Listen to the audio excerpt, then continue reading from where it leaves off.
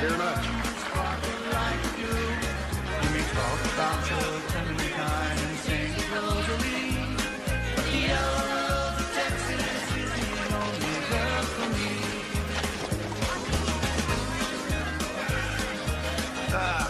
French champagne on the tongue, horse manure in the air.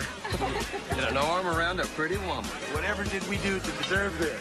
You brought your checkbook, honey.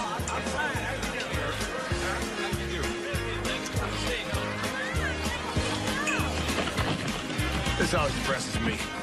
Watching these cutting horses. Why's that? Well, this is just what happened to me. Cut out the bachelor herd. Sure liked it there. I don't remember you putting up much of a fight. What choice did I have? Oh, look at that poor calf. He's all exhausted and scared, just trying to get back to his own kind. There's that big snorting mare barring his way. I know how it feels, buddy. Big snorting mare. Rebecca, love, let's go to the little girl's room. See you later.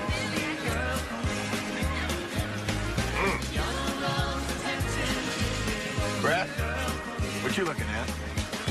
I'm watching the real show, Lanny boy. Over there by the paddock.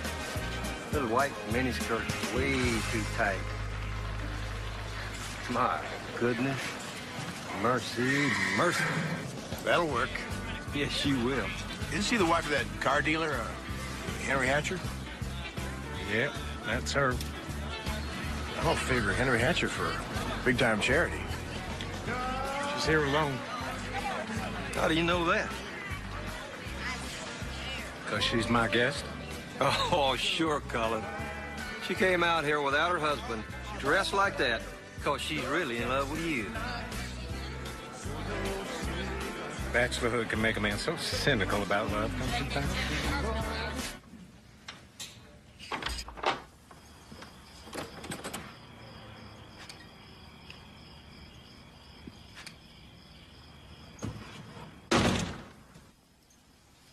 Get yourself a good look at that stud, darling. Fine animal.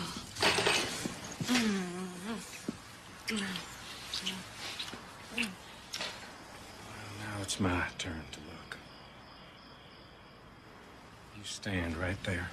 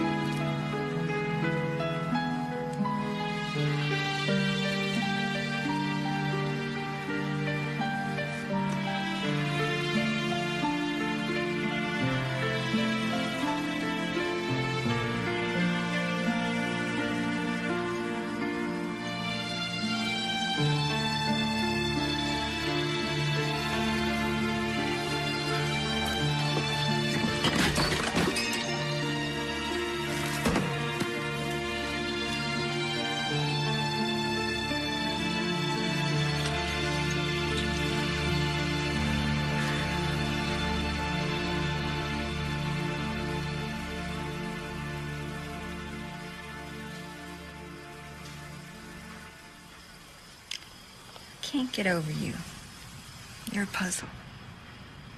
Well, there ain't nothing wrong with being a puzzle, so long as there ain't no pieces missing. What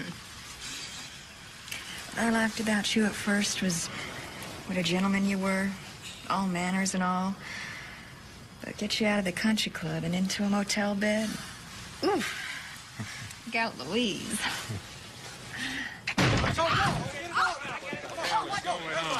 What is this? Who set this up? What is going on here? Oh, Isn't this a pretty picture? Henry? Kimberly, what the hell kind of stunt is this? Enjoy the night, Colin. You're going to spend the rest of your life regretting it. Okay, boys, we got what we came for. Let's get out of here. Let's go. As soon as we get back, we'll get... You want me to hold your coat? Go shower. I can handle Henry Hatcher.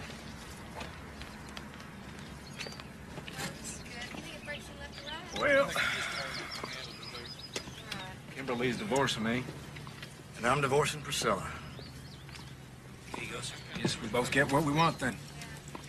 Here's to us.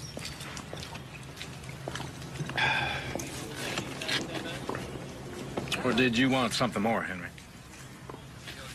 I don't want any of your damn money, Cullen. All I care about is my daughter. And don't you and Priscilla even think of getting custody of Andrea.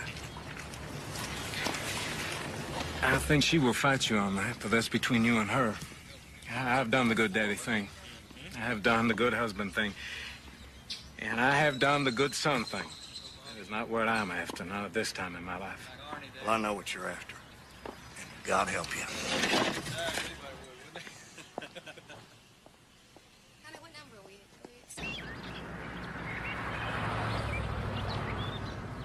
Yeah, I'm pretty sure I can do that from Caracas. Same, I'll add a date of the trip. Okay, baby brother. Keep this stock in the pen while I'm gone. Bye. You get that in, I'll add a date of the trip. Hope you know what you're doing. Your daddy doesn't much trust those Latin Americans. Well, my daddy's made his fortune. He can afford that luxury. I've got to be more cosmopolitan in my outlook.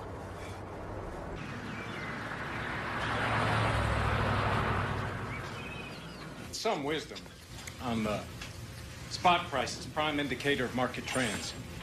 This afternoon, I have discussed with you those, as my daddy says, say tired but true indicators that financial analysts at Ken Davis Industries International use to predict trends in our little niche of the market, wellhead equipment and supplies. I trust it's been informative, and, well, I just want to say thank you very much.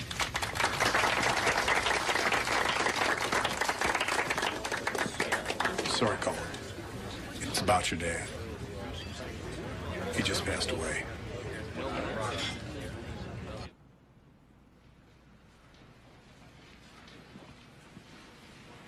You broke the mold after your father was born, boys. Hope you appreciate that. We sure do, Ann. You're Texas, that man. Could have sent you boys to any school in the world. Could have built you a school of your own. But he sent you to A&M. Made you Aggies, didn't he? Yes, ma'am. Because he didn't want you putting on any airs just because you came from money. Well, some people say he did it, so we wouldn't get any smarter than him. We're going to see about that now, I reckon. Thank you, Ann.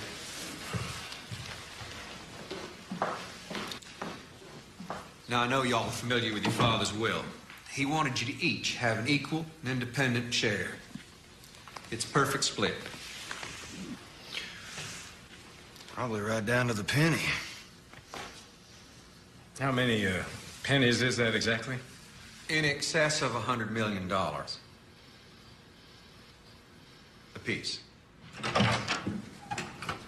You didn't really want me to wait out there, did you? Well, of course not. Priscilla. Hello, honey. Cullen, what's going on? My divorce from Kimberly was final a week ago, and I'm getting married today at noon. And we're headed for Europe. At noon? Well, isn't that... I mean, Daddy's just been buried. Well, maybe I could wait until 3.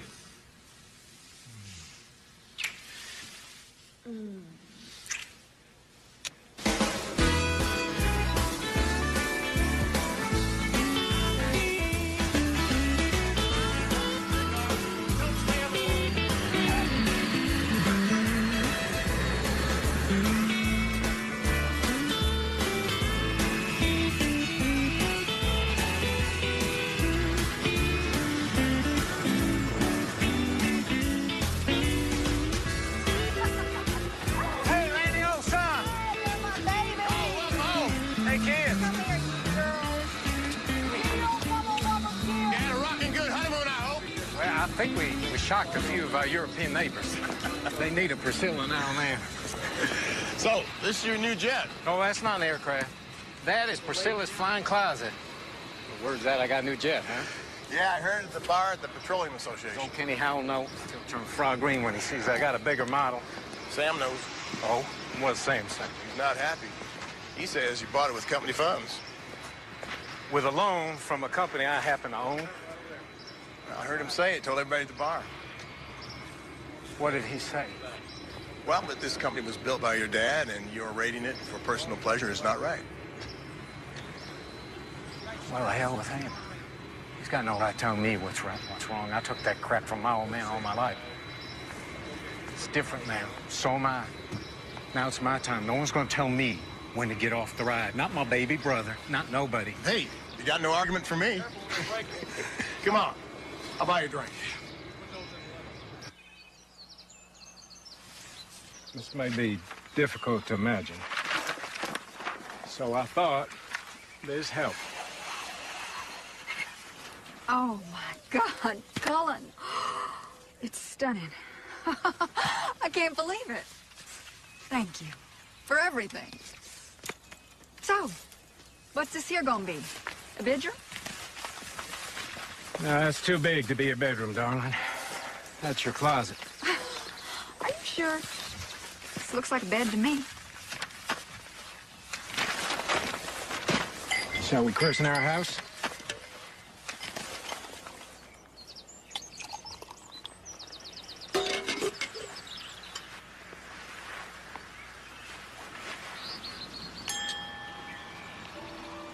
T. Cullen Davis, I love you.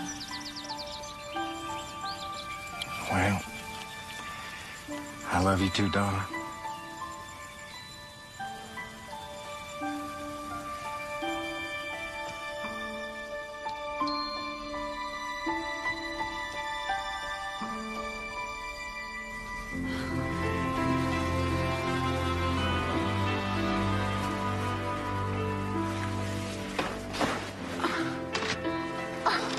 You're gonna have to hire somebody just to pull us out of our furniture, honey.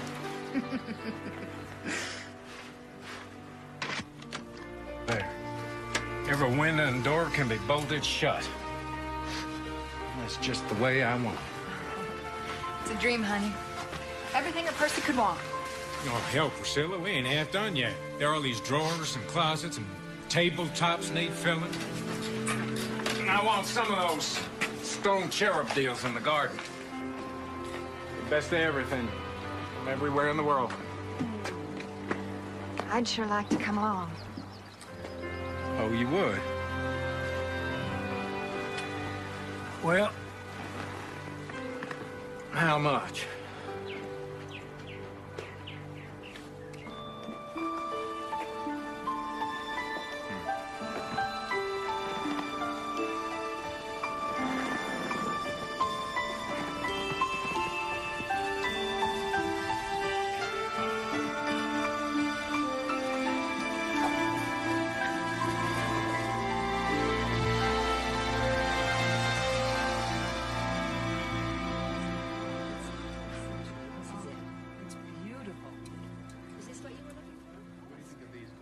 Oh, honey, this is so cute. Can we get it?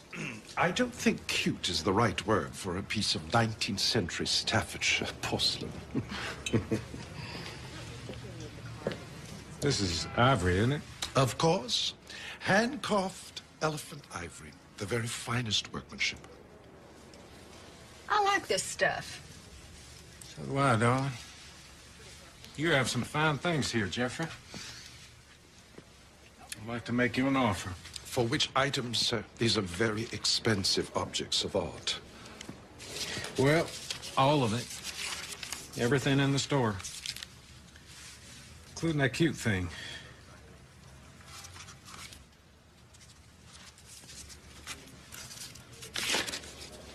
That about cover it? Guess it does. I just love it when you gig of fancy pants like that. Old Texas tradition.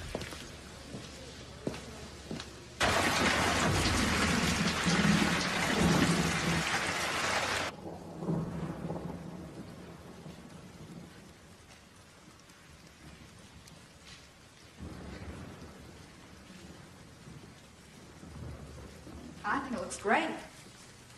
Nobody else has got anything like it. That's right, honey. Nobody does. Well, I'm going to bed. Don't be too long now.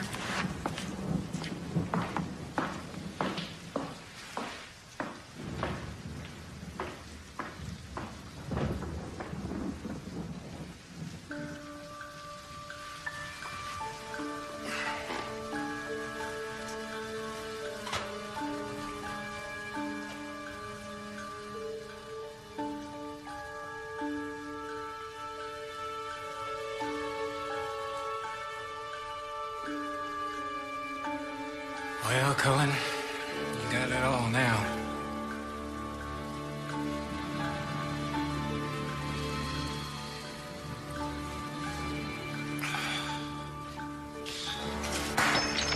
Crap.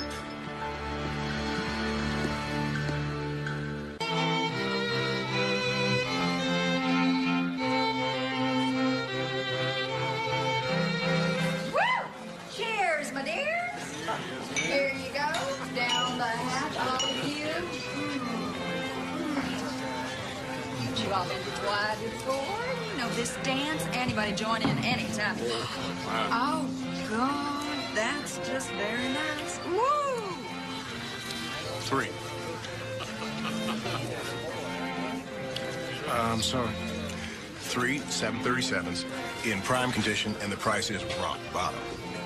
You think there'll be a market for it? 6 West Texas cities are talking about expanding their airfields. So what do you think? I'll let you know. Right. Let him know what?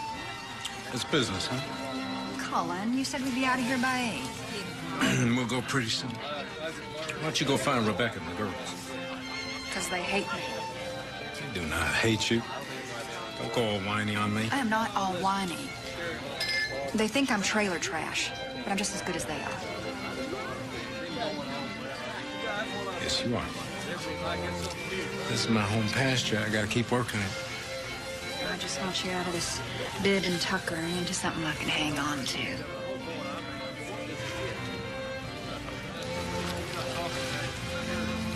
Okay.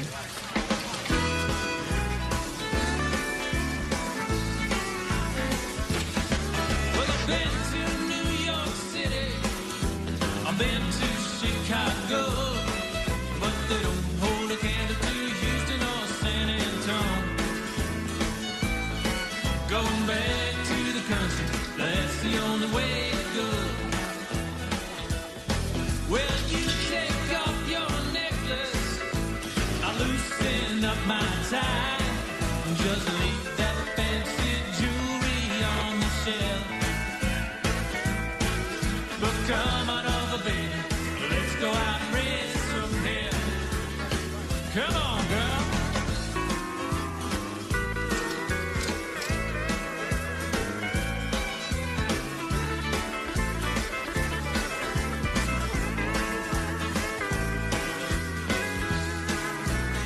Yes, sir.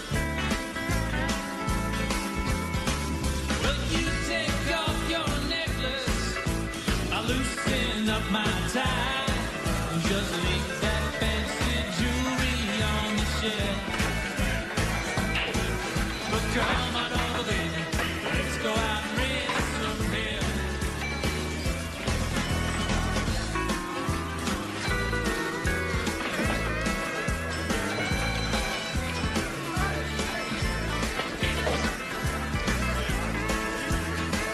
How you doing?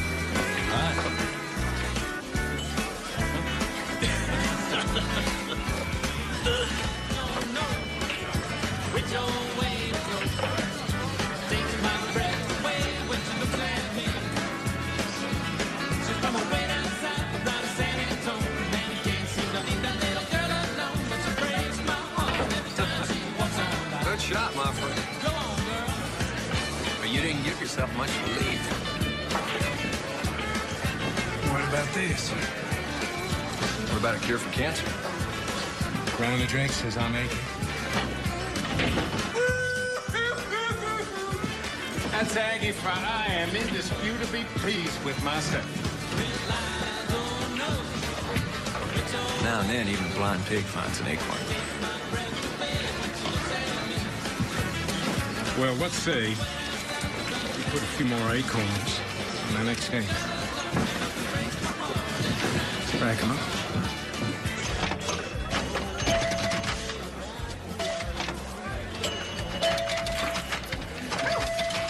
Did you see it go off? Oh my God, I never heard a noise like when that rocket blasted off. Want to know a secret? It vibrated so hard it kind of turned me on, you know? Ladies, these are for the gentlemen. Oh, well, thank you. Here you go. You're welcome. Oh, thank you. Thank you very much. Cullen must be winning. Well, there are two things that you've done that I've always wanted to do. See a Cape Canaveral Lodge and go into a really fancy New York restaurant and order everything on the menu. Being rich must be wonderful. Yeah, being married to Fort Knox does have its advantages.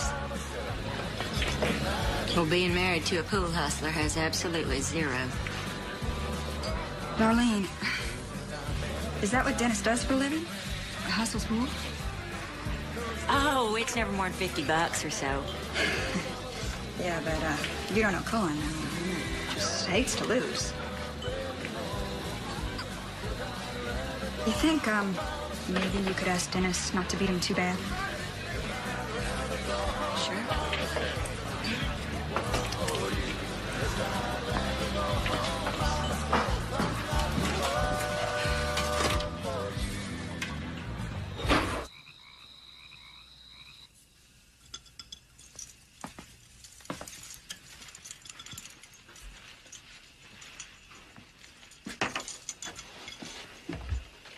Have a good time tonight, honey? Think I don't got eyes to see with. Oh, Cullen, that hurts. Ow. I didn't need your help to beat that pea-brain. I didn't say anything. You and that Darlene and Dennis, you're all the same. It's Oh. all for the money. Keep the man happy and the money keeps coming, Let the man win. Stroke him, stroke his ego, stroke him all over. Stop it! Ow. You don't tell me when to stop. I tell you. I tell you when to stop. You got it? Yes.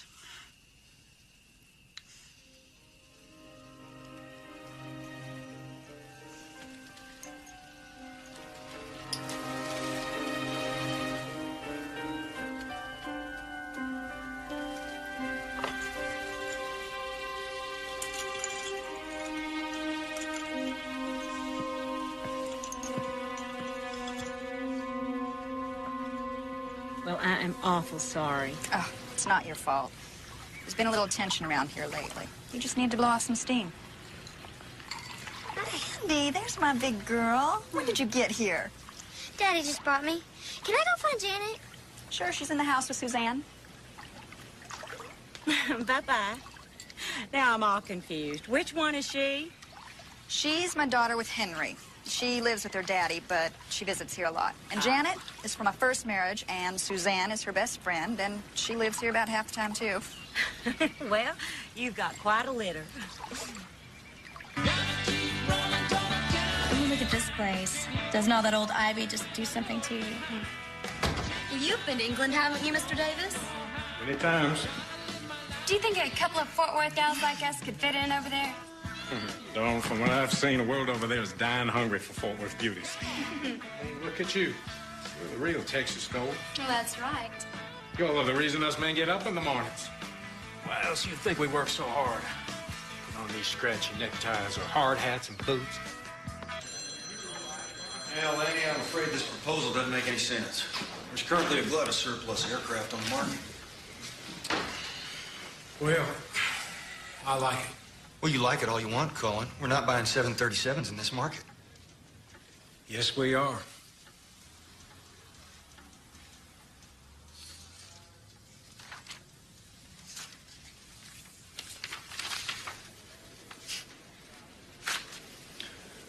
I don't believe this.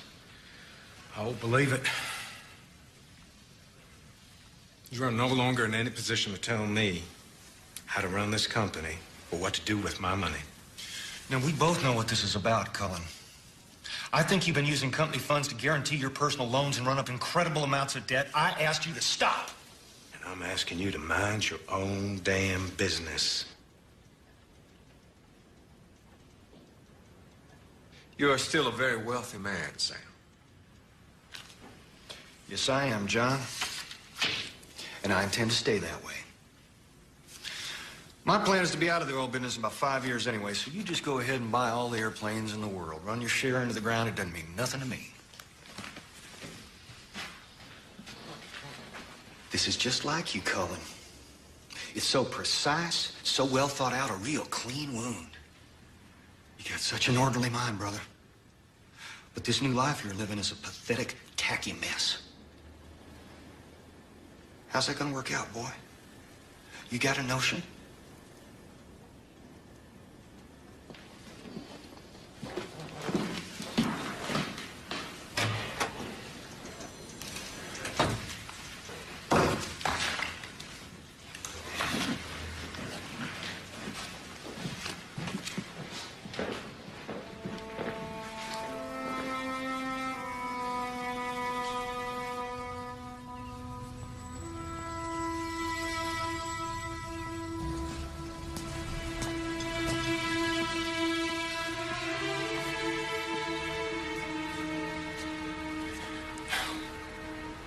Want to come out to dinner with Rebecca and me? We're only going to the club. No, thanks. You go on. That was tough. With Sam? Got to have the gumption to use the whip. Horse don't pull the wagon for the exercise. Yeah. To health.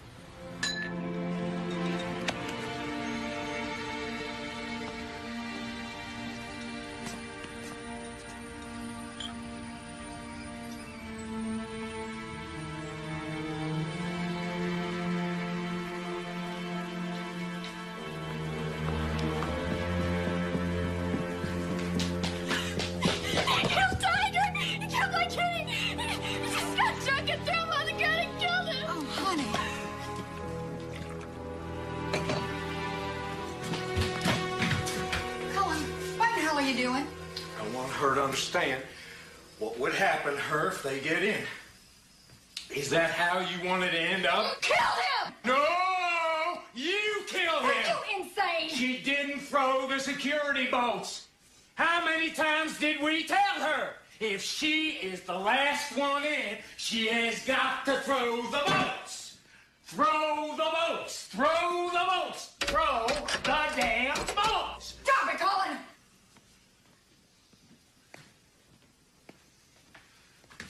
This is what happens to pretty little rich girls who don't lock up at night. They come looking for you, and they don't care how cool you think you are. Go!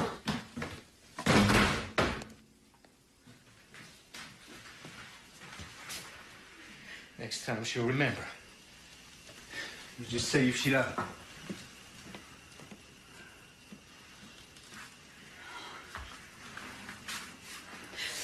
Mom, you've got to do something. He's crazy. Ah! Oh!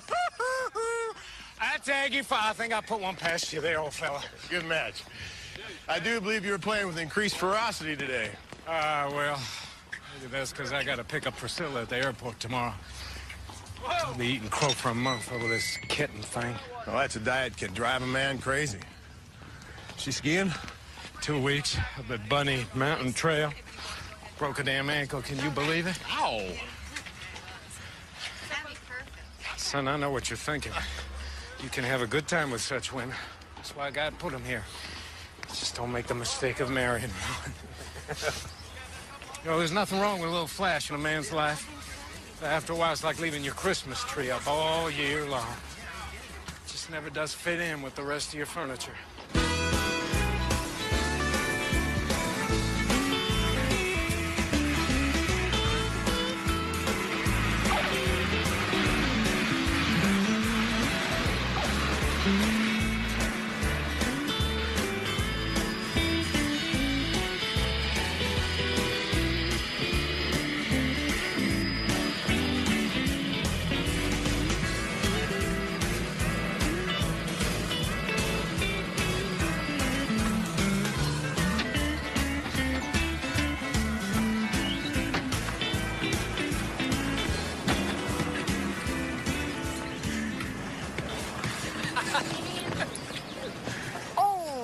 God, Priscilla, that looks just terrible. It was one heck of a fall, Cullen. Head over heels all the way down that ice. Can you believe it? I gotta be in this thing for 6 weeks. It was real nice of you to send the jet, Colin. Well, I hate to think of you struggling through that airport. Come on, honey, I'll help you. Oh, Colin, this is Woody Hobbs. He was a big help in Vermont, so we gave him a ride.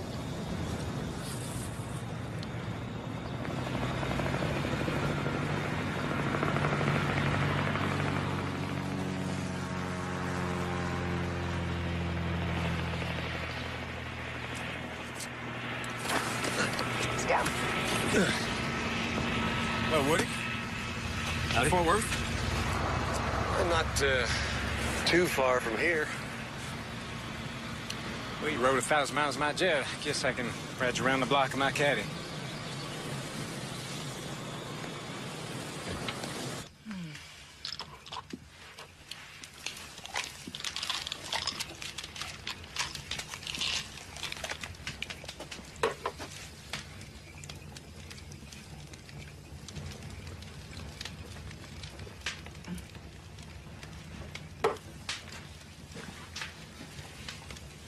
I'm glad you're home. I'm sorry about what happened before. I'll get Janet a new kitty. She'll forgive me. Yeah, that'd help. Things are gonna have to change, Colin. They really are. They will. I promise.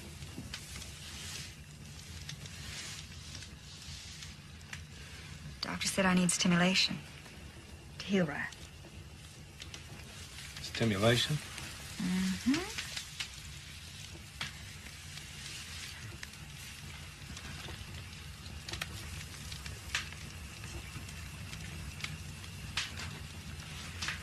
Hey, cowboy. You're heading in the wrong direction. I never needed instructions before to make you happy.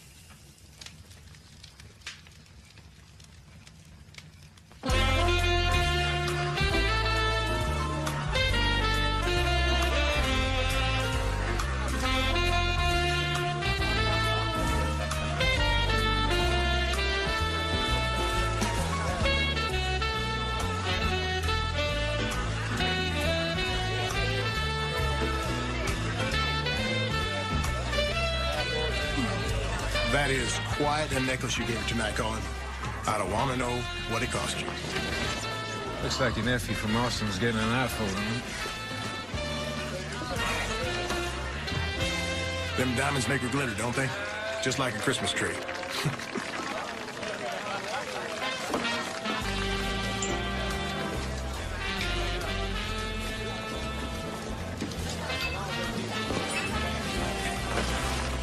Come on, honey. This used to be your favorite. Come on.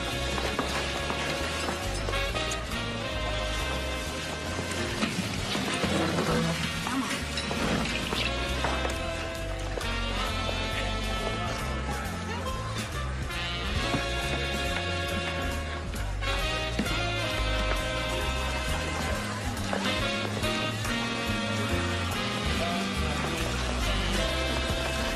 You have to hang on me like that? I need support. I can't stand on my own. That's for damn sure. You don't need all this society crap, Colin. Once upon a time, it was just you and me. Was that before you flew off to Vermont and slept with that damned hippie? You're wrong about that. You've always been the #1 man. Stop grabbing me. These are our friends. Can't you even pretend to have a bit of class?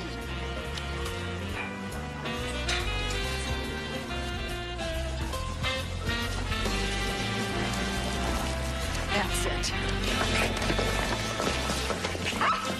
I'll take that necklace back. Oh, you're not gonna put this around the neck of some young whore. I was going to put it in the office safe, but now that you mention it, I can do whatever I want with my property. Let me just remind you that under Texas law, this necklace is our property. Oh, Don't you play that game with me, sweetheart. I have been there before. Never with me, sweetie. Never with me.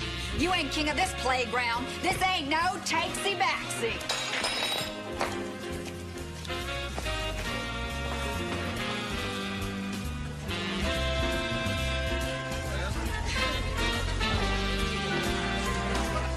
Priscilla Lee Davis is awarded temporary possession of the house on Mockingbird Lane, and Thomas Cullen Davis is restrained from visiting that address.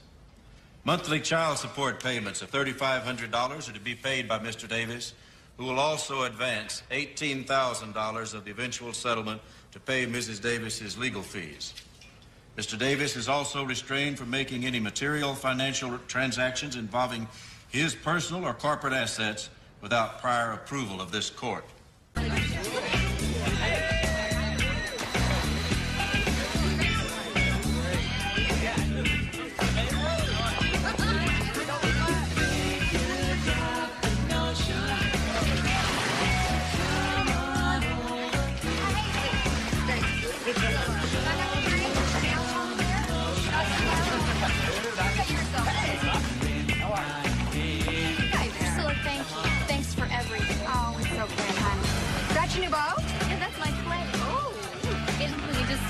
Eat. Yes, he is. Clay! Great move. Great party, Mrs. Davis. Mom, this is the best party ever. You deserve it, honey. Have you seen Andrea? Yeah, I think I saw her over with the dogs. Great. Have fun. Dance up a storm.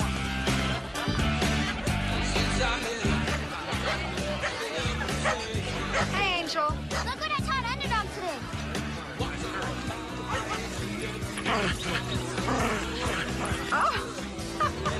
Oh, that's great.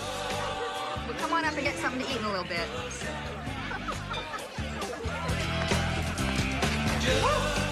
Hey now, rich lady. How you doing? Woody. You got the old place. Spit shine, real nice. I like these kids. They're good timers, a lot of them. Yeah, they are. What's this cockroach doing here? Priscilla, darling, I believe I've had the pleasure. Now, Woodman, you know Stan Farr. Played for years at TCU. Oh, don't tell me, ping pong? What are you doing here? I put this music together. I booked this DJ. That's right, Woody, you did. It's working out just fine. And there's really no reason for you to hang, is there?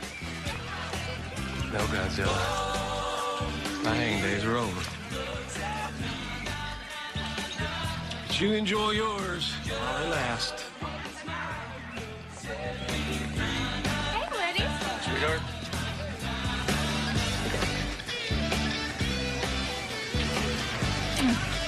Let's get me a new drink. Tell me about you and Cullen. Well, I guess it's what you call a whirlwind romance. Cullen and I met, and we just hit it off perfect from the beginning. Well, that's wonderful. Yeah. I really like your husband. How long have you and Landy been married? Oh, about 10 years. He had quite a run as a bachelor. He and Cullen both. They were a lot alike. Both charming, playful. Best social connections in Fort Worth. Difference is, Lanny's daddy left him comfortable, and Cullen's daddy left him $100 million. $100 million? Is it really that much? Yes. Here's a little something keep out his soul together. Hi, honey.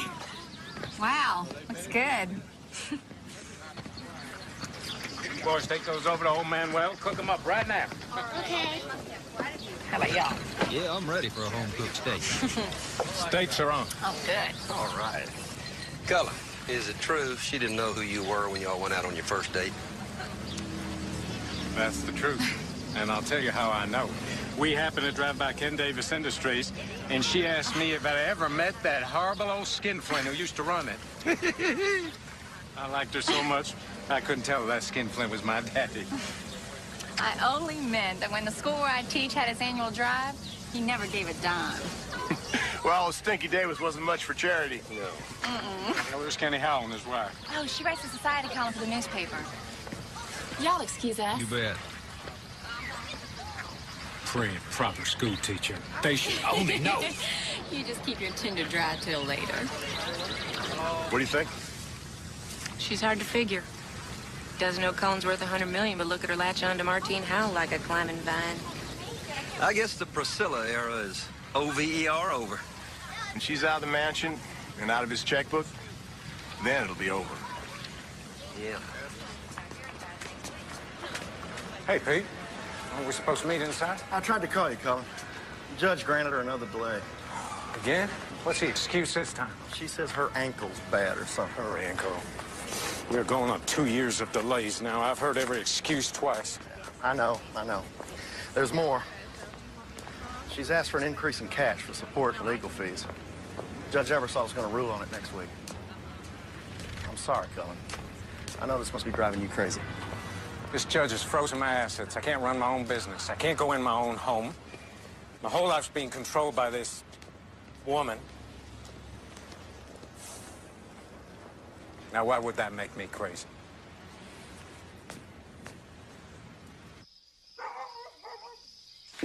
Andrea, you be sure and lock up. Now? No, after we leave. And don't open the door for anyone. It's a very nice bird. It's a rabbit. That's what I said. It's a very nice rabbit.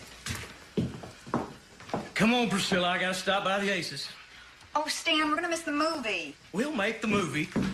All right, it'll just take a minute. Bye, sweetie. But the last time I said I wish I had. I'm just, Don't get involved in a game, Dennis. We are leaving as soon as Stan comes back. Don't you just hate them? Sometimes they act just like children. Most of the time.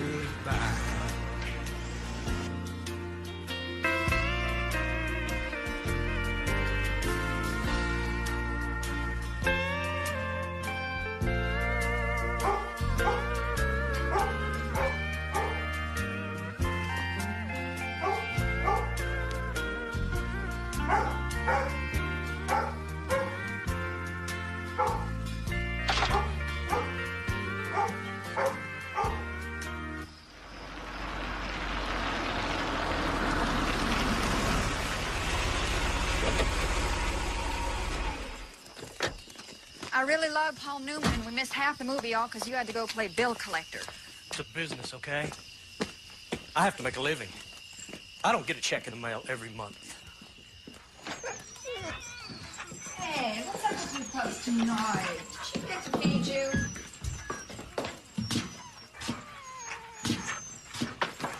Honey, you opened the security bolts. I thought we talked about that. Andrea? What do you want?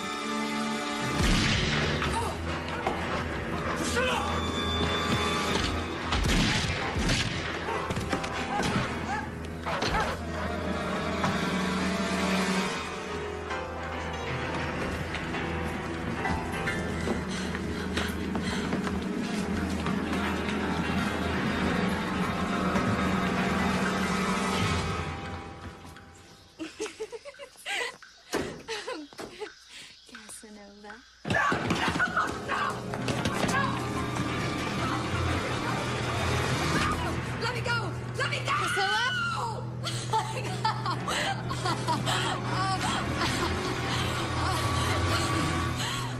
Go! Get out of here! What's wrong? Priscilla? Wait, don't go in there yet. Stay there.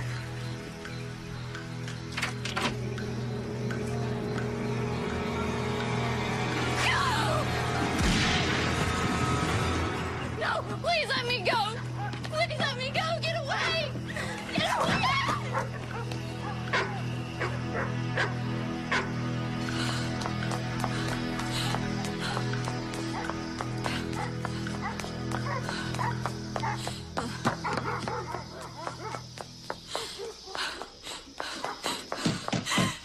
Please open up!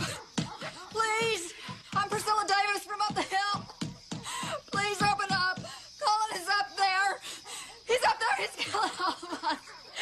Cullen's killing all of us! Please open the door!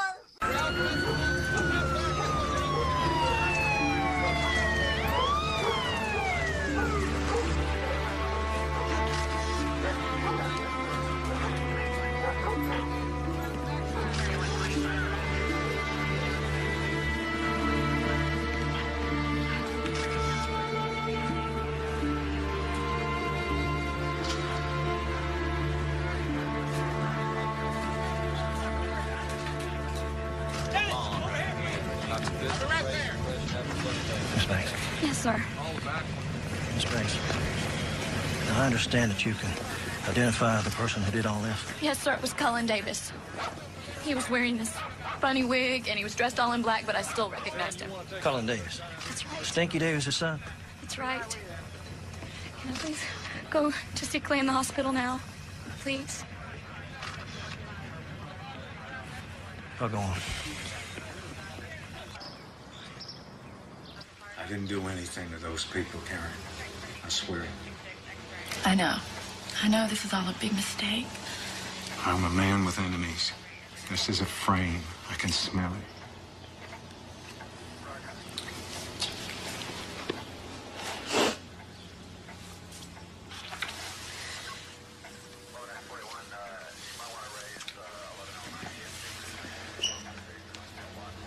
Do you cuff me or something?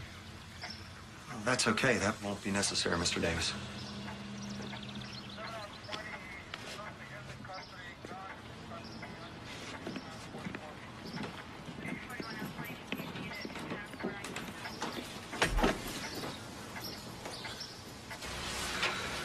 I never knew about Andrea until a priest told me. I'm very sorry, Mrs. Davis. They buried my little girl today. I couldn't even go to the service. Just a few more questions. You said Suzanne Banks ran away over the North Lawn? I think so. Her screams came from that direction. Right. So the shooter ran after her and then came back?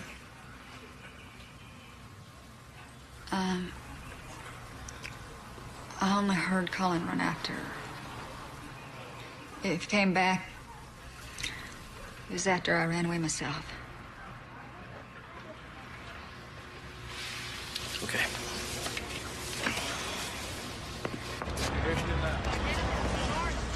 Well, we've got 3 eyewitnesses that all say the shooter was Cullen Davis.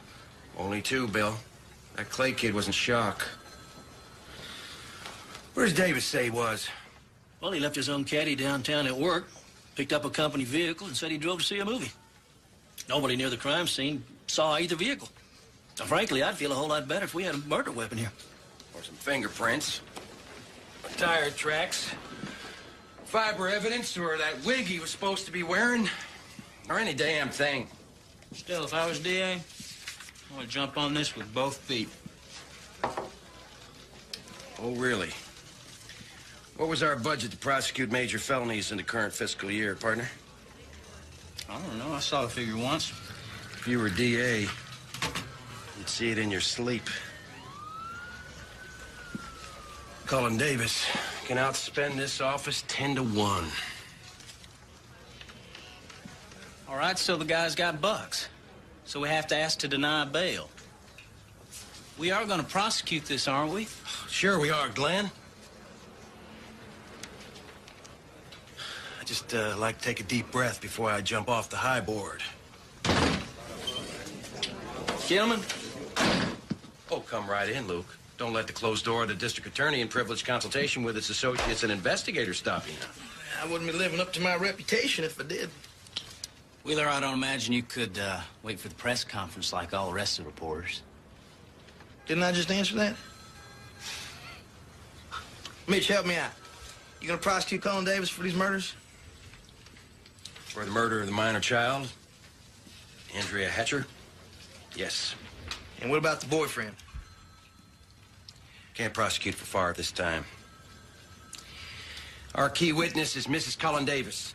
The law states that she cannot testify against her husband except in a case where the victim is a minor child. What about bail? I mean, he can walk from just about any amount. Mm-hmm. Off the record? Yeah. No bail.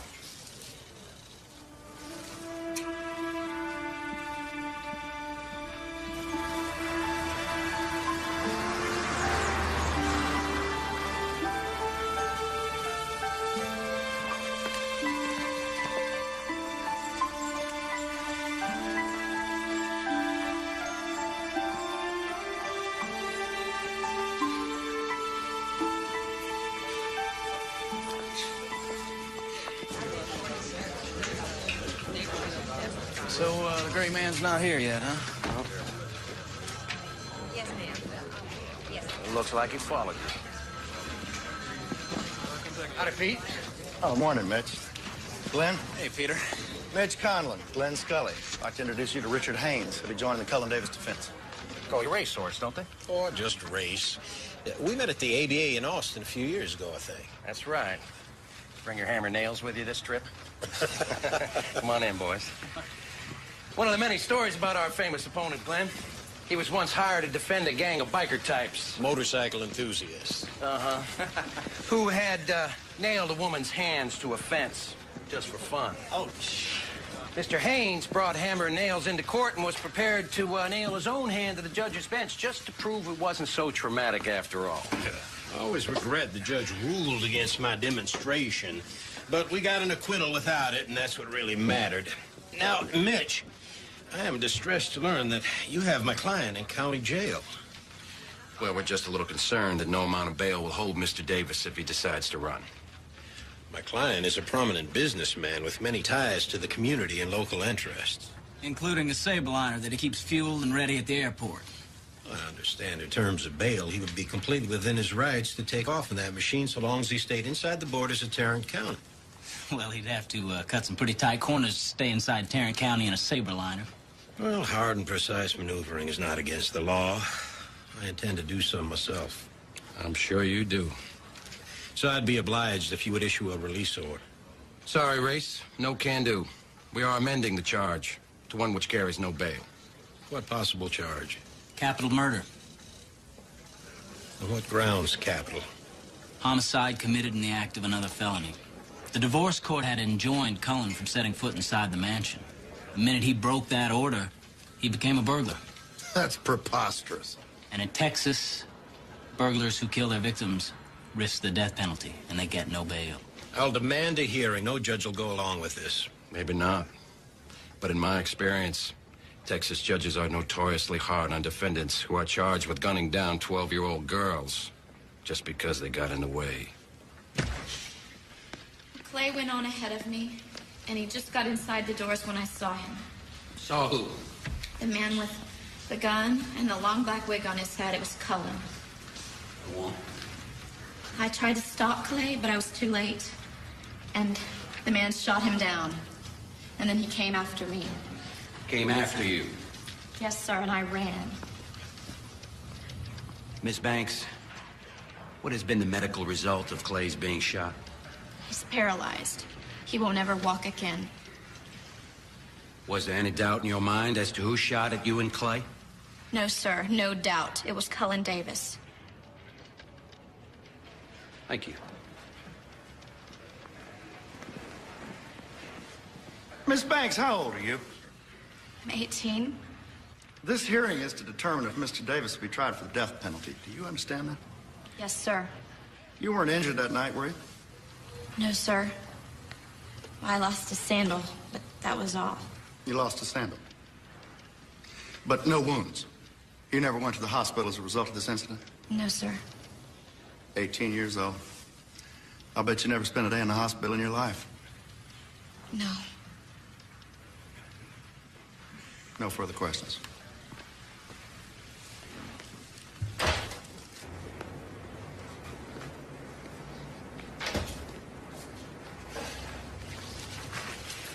Well, they found the judge they wanted. Basis for a capital murder charge has been proven. Bond is denied. And there's a change of venue to Amarillo. So now I'm looking at electric chair if I lose, is that right?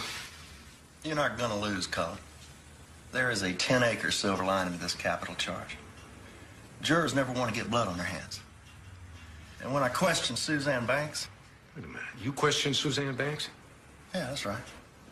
Not you?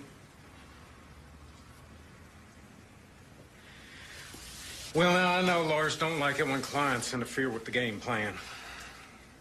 But with the kind of money I'm paying and the way I was raised, you're just going to have to expect it.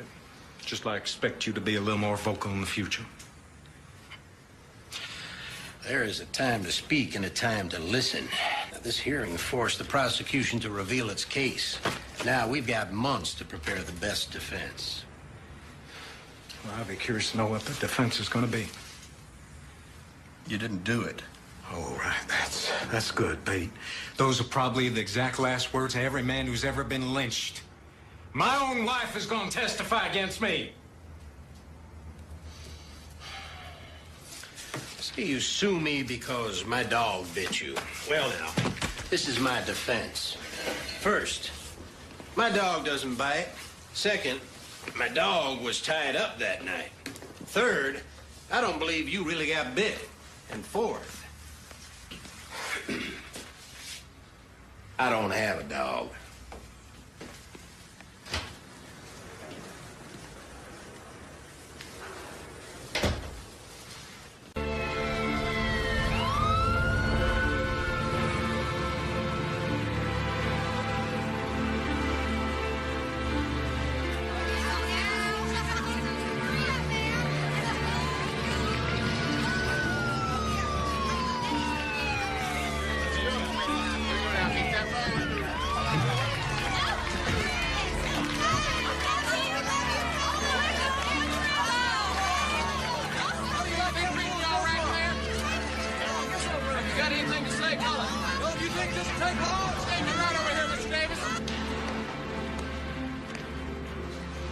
We moved everybody out of this section. You have it all to yourself, sir.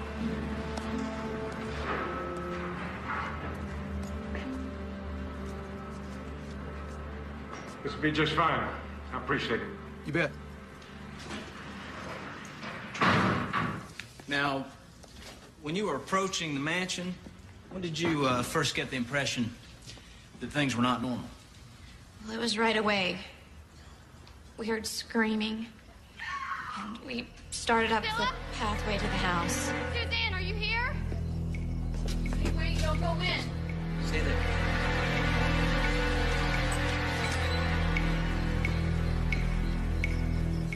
Oh, no! How did you manage to escape? I guess I was just fast enough on my feet. The man who was chasing you, the man who shot and permanently paralyzed Mr. Burroughs, that man is Thomas Cullen Davis, and no other, so help you God. Yes, sir, it was Mr. Davis. Thank you, Suzanne. Your witness. Good morning, Suzanne. I'm Richard Haynes. Do you remember seeing me in Fort Worth at the hearing? Yes, sir. You were also under oath then, too, and you told pretty much the same story. Isn't that true? I told exactly the same story. Do you recall my associate, Mr. Hardigan, here, asking you if you'd ever been to the hospital and you said no? Yes. Suzanne, I'd like you to examine this document, please. It is an admissions form to a Dallas clinic some 2 years ago. The name of the patient is Laura Matthews. But it's really you, right? Objection, Your Honor. What possible relevance? The question I have just asked will establish the relevance if the witness cares to answer truthfully this time. Overruled. I was the patient. Why use a false name? Because I didn't want my parents to know about it. Well, we don't need to know all the details, Miss Banks. Thank you. But we do need a few. Were you sick? No. Was this an expensive operation? Yes. How does a high school student pay for an expensive clandestine operation if her parents don't know and don't contribute? Did you get the money from someone else? Priscilla gave me the money. Honey. Thanks for everything. Priscilla Davis, the estranged wife of Cullen Davis, gave you money for an expensive secret operation. Well, now, why didn't you say this in your earlier testimony? Just because I blocked it. I blocked the memory. Any other memory blocks that you're not telling us about? No. Mrs. Davis helped you in your time of need. Now, isn't your testimony against my client your way of helping Mrs. Davis smear and defame her husband simply so she'll get more money in the divorce? No. I know what I saw.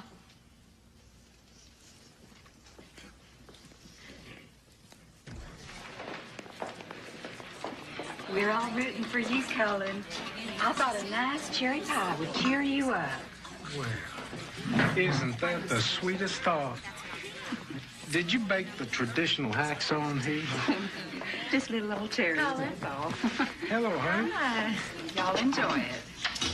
I brought you some sandwiches and that dark red tie you wanted to wear. Well, I'll stick with the one I'm wearing. I gotta get these papers done. I need you to get them off to John. Hello, Mr. Masters. How you doing? And the final shot was fired here, isn't that right? That's correct. So this, then, is the way you found evidence on the scene. Evidence which indicates a single killer moving through the house in the pattern which you've just described. It's the only scenario that fits, yes, sir.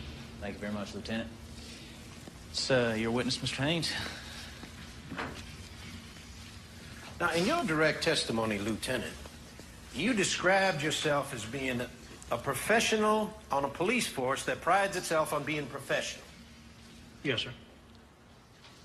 Well, tell me then, which of the dozens of highly trained professional Fort Worth police officers, detectives, forensic experts, and medical examiners found the murder weapon? We never did recover a murder weapon. Or a fingerprint, car, a wig, even a hair from the wig, or anything else at all linking Cullen Davis to this case? No. All right, very well. Then tell me this. Who recovered this somewhat masticated item is State's Exhibit 25. The sandal worn by Miss Suzanne Banks on the night of the murder and lost during her headlong flight from her assailant. Now, who discovered this item? No one. No one? Not a member of our department, no. As a matter of fact, not even a member of the human race. A dog. A puppy dog frolicking in the grass. Turn this into the Fort Worth police, isn't that true? There were dozens of dogs all over the place. She collected strays. Oh, no need to tell me that, Lieutenant.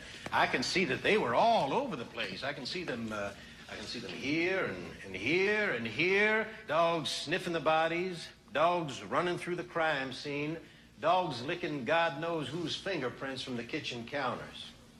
Now, does that sound like a crime scene run by a highly professional police organization? Sometimes field work gets a little messy. What about capital punishment? Does that get messy? Objection. Your Honor, please. Withdrawn. Okay, Lieutenant. You and me, we're gonna go through all this again. Bullet by dog drool-dripping bullet.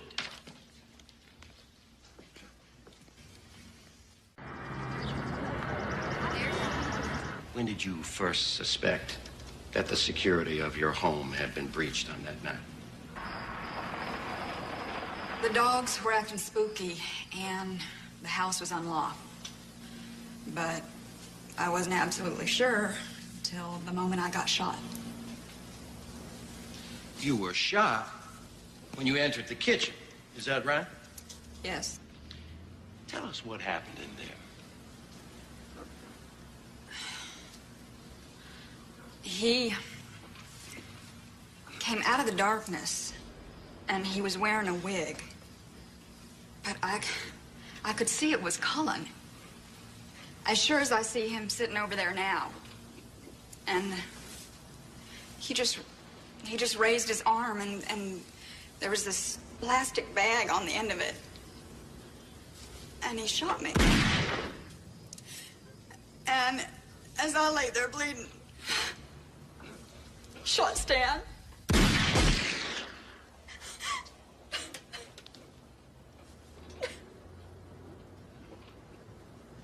Your Honor, perhaps we should take a short recess here. I think it would be appropriate. Your Honor, the defense would gently protest if we're going to go powder our noses every time that this witness mists up... Your Honor, I contend this is a bit more than misting up. We know how eager counsel is to cross-examine the witness. But our side is also concerned about her health. Overruled. Stand in adjournment until 10 tomorrow. Mrs. Davis, don't try to be clever with Racehorse Haynes, because he'll tie you into knots. Just tell him the truth. I got nothing to hide.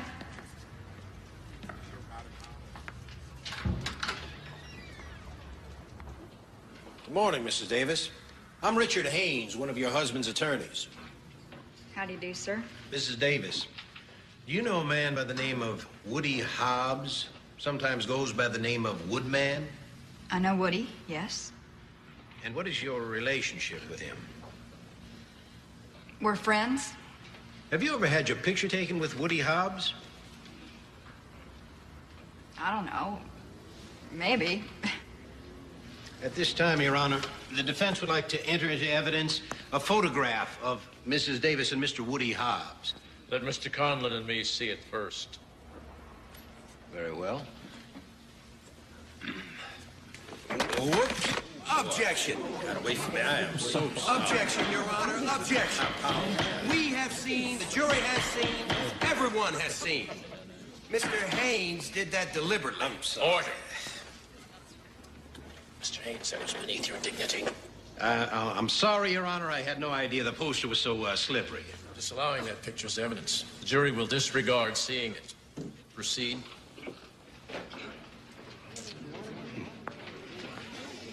When did your relationship with Mr. Woody Hobbs become more meaningful, if you appreciate my distinction? The latter part of August 1974, I believe. When did Mr. Hobbs move into the mansion at 4200 Mockingbird? I believe possibly August of 1974. Mrs. Davis, do you know a man by the name of Henry Ott?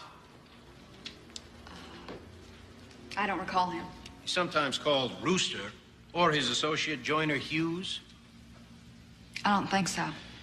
Did Woody Hobbs ever bring Rooster and Joyner to 4200 Mockingbird as house guests? Objection, Your Honor. She's already said she does not know these men. She says she doesn't think so. I'm trying to refresh her memory. We'll permit light refreshments. Now we know what they're going for. ABC. Mrs. Davis. Yeah, anybody but Colin. Was there ever a party at 4200 Mockingbird Lane which went on for 3 days, was hosted by Woody Hobbs for motorcycle gang buddies, and it involved the use of drugs and combinations of drugs called magic wands? Objection, Your Honor. Objection. Hardly light refreshment. And overly complex as well. Now, what has any of this to do with the murder of Andrea Hatcher? I apologize for my intemperate question, Your Honor, but a good half of our defense is reliant upon our being able to demonstrate that 4200 Mockingbird was not a lonely retreat for the heartbroken, but a place where drug deals went awry and overheated sexuality prevailed, where any number of unsavory characters could have returned that night intent on robbery. I will show that many motives and suspects for this crime can be put forward. Okay, Mr. Haynes. But break it up into yes or no pieces, please. Thank you, Your Honor. I'll make it simpler.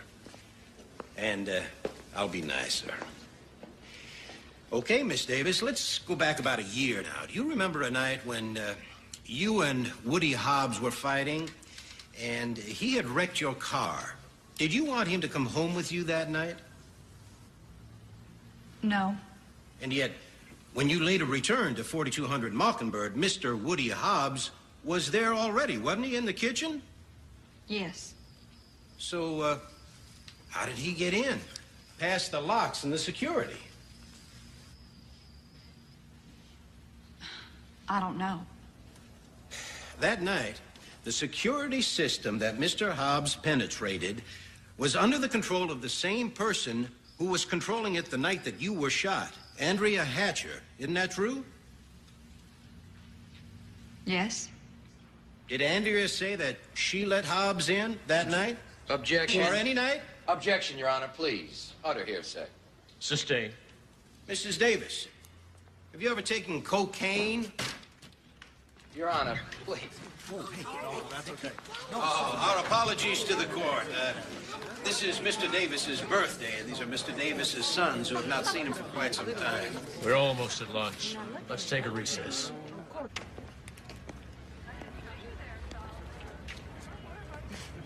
Sure was nice to the judge. Let him come out and play. Wasn't it? Those your boys? Oh, no. They're from his first marriage to Kimberly. Just when they're asking the sordid history of Priscilla and her nasty habits, in march the sainted Cullen's heirs and progeny. Gotta admire their timing. Excuse me.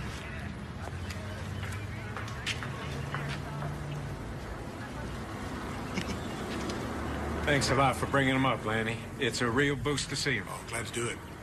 We're all pulling for it at home. Well, that's good. So how many of them think I did it? Colin, none of us think you did it. I guess that's because people must figure if Colin Davis wanted someone dead, he's got enough money to hire a professional killer. And then be in Mexico with Lanny Shelton at a bullfight in front of 10,000 eyewitnesses on the day it was done. Mrs. Davis, do you have a prescription to the painkiller Percodan? Yes. I take it for my hurt ankle. And since the shooting, has your intake of Percodan increased? Yes. Are you aware that Percodan can be addictive? I guess you could get addicted to anything. No, that's not what I asked you. Withdrawn. Just tell the court this. How many Percodan do you regularly take? About more than 100 a week. How many more than 100? More like 200? More like 4 every 4 hours? That may be closer to it.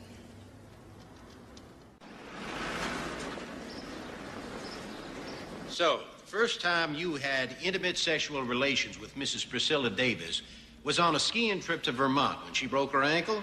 I believe we, shared a couch, yes, sir. Did you know at that time that she was still married to and living with the defendant, Colin Davis? Sure. He picked us up at the airport. After you moved into 4200 Mockingbird Lane to live with Mrs. Davis, did you invite friends of yours to visit and even stay for a few nights? Sure. Did you have parties that lasted longer than 24 hours? Well, some of them seem to go on forever. Did you ever see illegal use of amphetamines at any time at 4200? I will exercise my right to the Fifth Amendment. You're taking the Fifth to that question? That's what the witness said, Your Honor. Please let Mr. Haynes move on. Mr. Hobbs, did you ever use cocaine? I'll take the Fifth on that. You ever sold cocaine? I will, Judge Earl, would you mind if I smoke? I am, Counselor. I don't see why a witness can't. Yeah, allow me.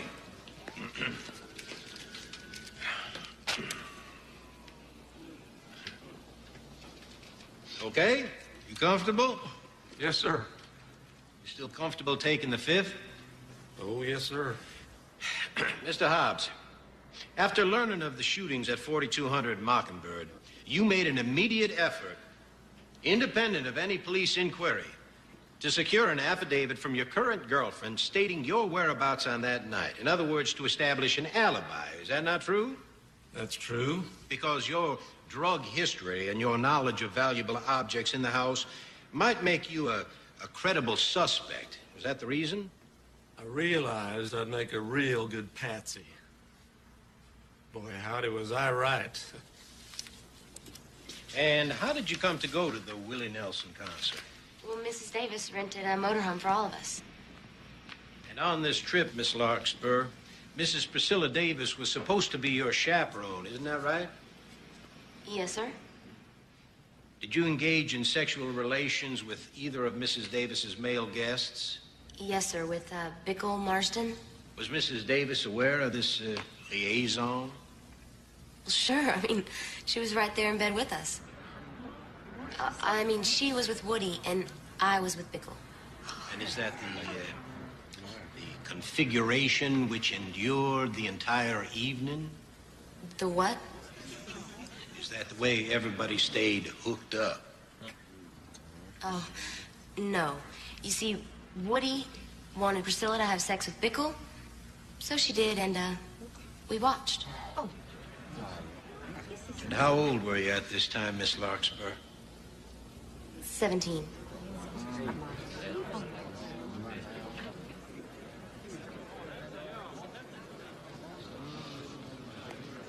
What the hell are you doing? You lied to us about your relationship with Hobbs. Why didn't you tell us what went on that trip? Because nothing happened. They're lying about all that.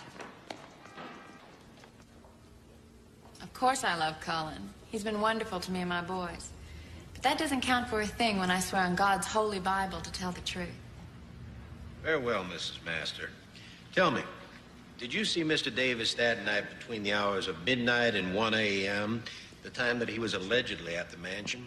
Oh, yes, sir. I went to bed around 9 or 9:30 before Cullen got home. But I happened to wake up at 12:40 a.m. and Cullen was in bed beside me, sound asleep.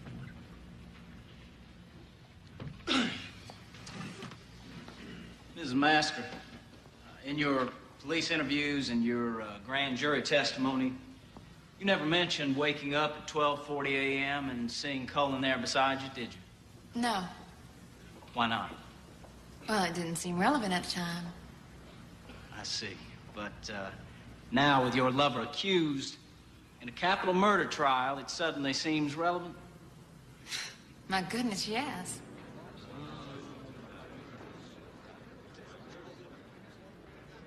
No further questions, John.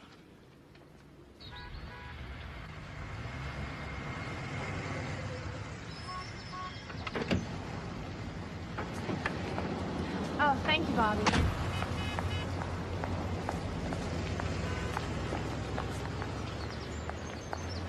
Come and get them while they're hot.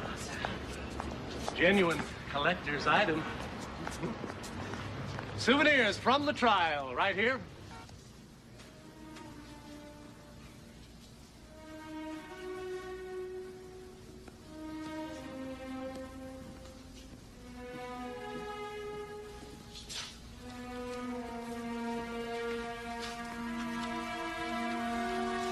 Mr. Davis, will you please rise?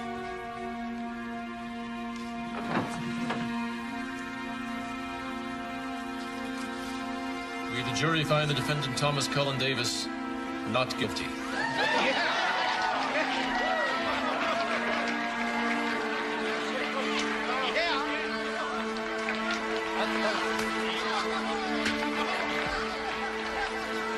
Everybody won today except me. Cullen got his freedom. Racehorse Haynes got his big fee. You guys got your books and your stories. But just remember one thing. It cost me a child that I love very much. That's the part no one wants to talk about.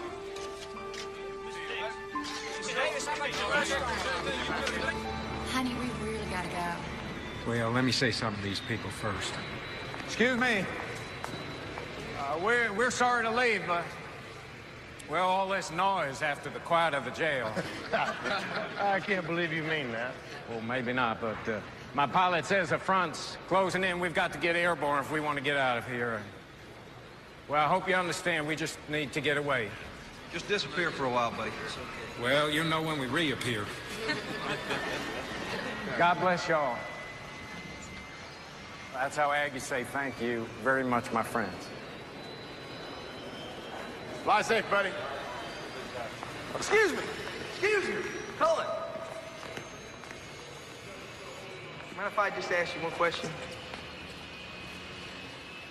Okay, Mr. Wheeler, for a Fort Worth paper, I guess I can endure one more. Oh, well, thank you. On the night of the shootings, after you left work and before you got home, where were you? I went to the movies. Movie. What film did you see? That's two questions. Well,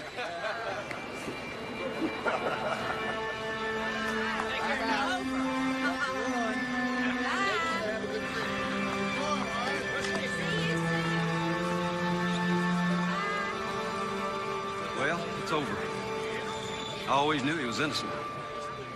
Well, it might be over for you, but I wouldn't want to be in Priscilla's shoes for all the money on earth. What does that mean? If Cullen did try to kill her, he left the job half done. And from what I heard tell, that ain't the way his daddy raised him.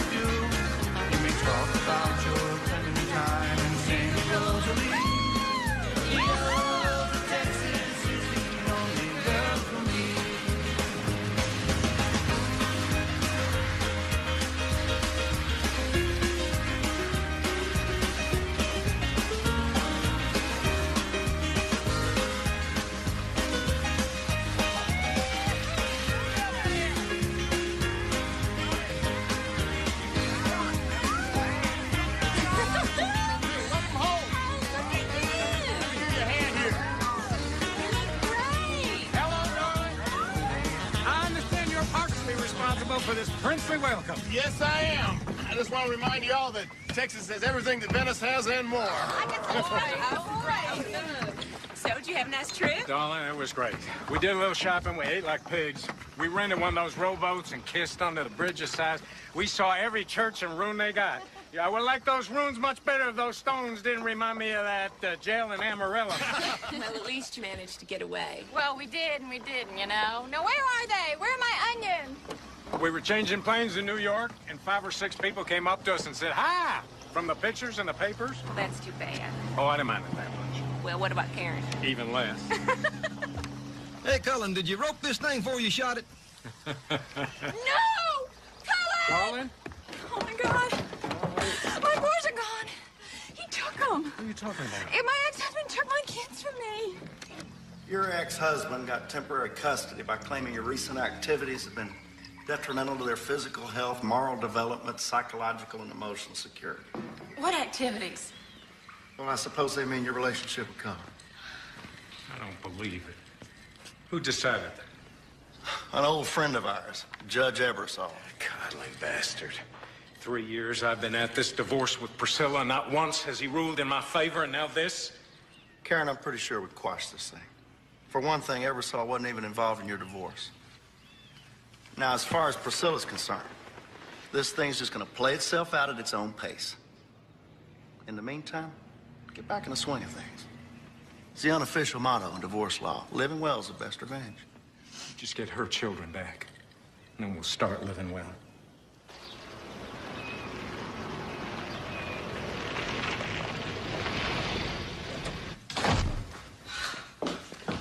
You are gonna love this.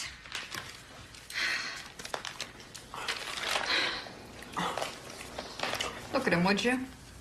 They just welcome him back with open arms, don't they? So he didn't spend a year on trial for killing my little girl. Unbelievable. You want to see us? So far, Cullen Davis has cost this county $500,000. Of course, we do have the satisfaction of knowing that he's rotting in prison. You're in a real good mood, I see. You're gonna love this. Take a look at Martine Howe's society column. Oh,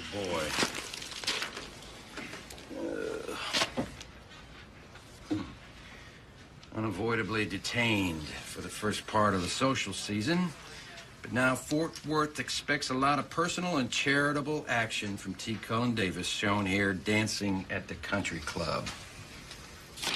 While Andrea Hatcher lies a moldering in her grave. Don't forget about Stan Farr. I haven't forgotten about Farr. That's what we got to decide. We're going to spend another $500,000 to prosecute Fort Worth's brightest star in an election year. You can't let the fact that you're running for re-election influence this decision.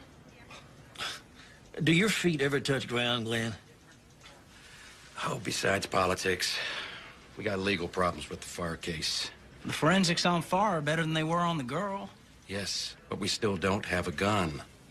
And now we don't even have a witness. Priscilla's still married to Cullen. And the only situation where a Texas wife can testify against her husband is if the victim is a minor child. We had our shot at that. Is she ever going to divorce that weasel? Who knows? Been in divorce court for 3 years. Yep. Priscilla's got the ball, all right. She'd keep this divorce trial going. Ring Cullen for another few million. Or she can take the money that he's offering her and run. Right into the witness box and testify against him. With no guarantee of conviction. That's a tough choice. A tough lady.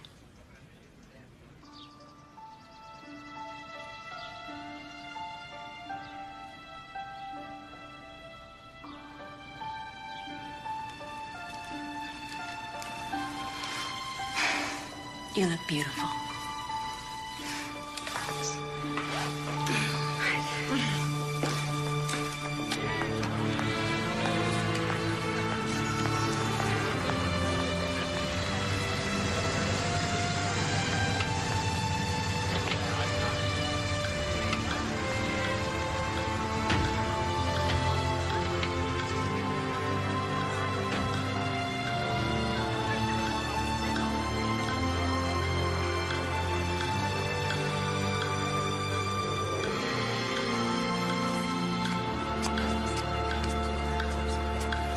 I am convinced that Mr. Davis has borne his financial responsibilities faithfully. I'm also convinced that Mrs. Davis's medical and security needs have diminished. Therefore, Mr. Davis will be relieved of future nursing and bodyguard fees. This matter will be set for trial as soon as possible. Thank you, Judge Ebersol. Your Honor, how can you take away my security? Mrs. Davis? That man killed my daughter and he tried to kill me. Your Honor, my client was acquitted of these charges months ago. He is plotting against me right now. I know him. Mrs. Davis, that is enough.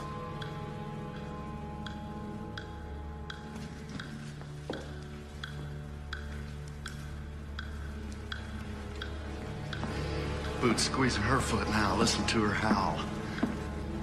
I thought Judge Ebersol understood my problems. Now I won't have the money to hire bodyguards anymore. Well, maybe you can find just one good man, you know? Just one good man. Both have had the luck of Job finding that, haven't we?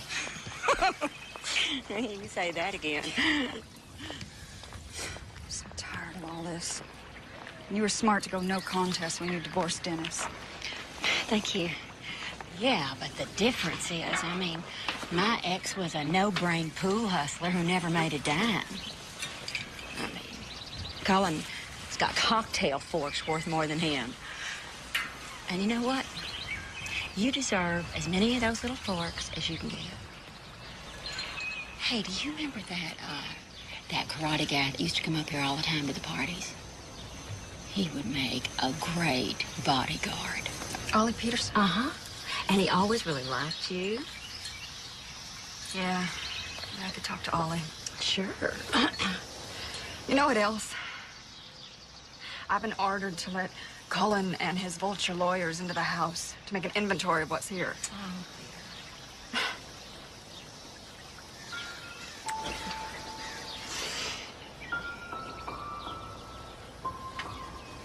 What, honey? What is it?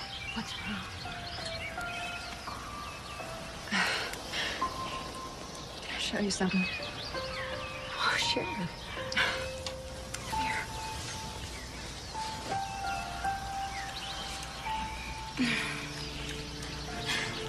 Tria made it. Oh, it's darling. I keep finding these little things of hers all over the house. Tucked away in secret corners. Oh, God. I hope he pays for what he did. Oh.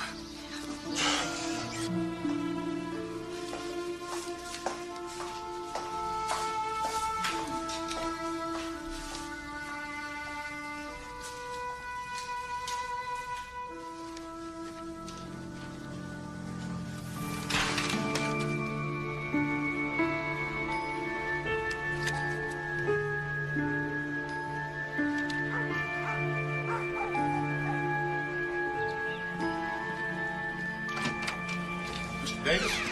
Yes, I'm Tom Davis. Agents Atkins and Barjack, FBI. Come in, gentlemen.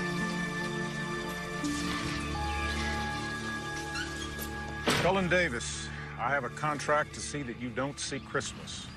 If you don't want this contract filled, get $10,000 bills together, run an ad in the Star-Telegram in their personal section reading DMR call home and a phone number.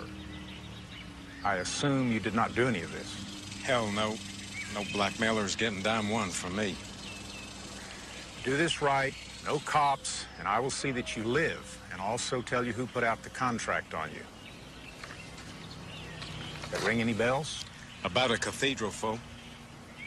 Are you saying you have a lot of enemies, Mr. Davis? Well, if you get any more threats, call us. I'll be in touch. Long!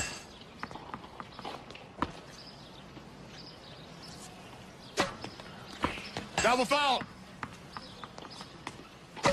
Hey, call it! Let's call it a draw. What do you say? Nothing going in today. That's not like me. And you're not arguing about it, which really isn't like you. What's wrong? It's just about everything. The divorce and this thing with Karen's kids. That extortion letter. The damn FBI isn't doing the thing. I'm looking down the barrel of at least 4 civil suits. And another murder trial if Conlon decides to go for it. That's a load, partner. You're holding up pretty good, I'd say. Not really.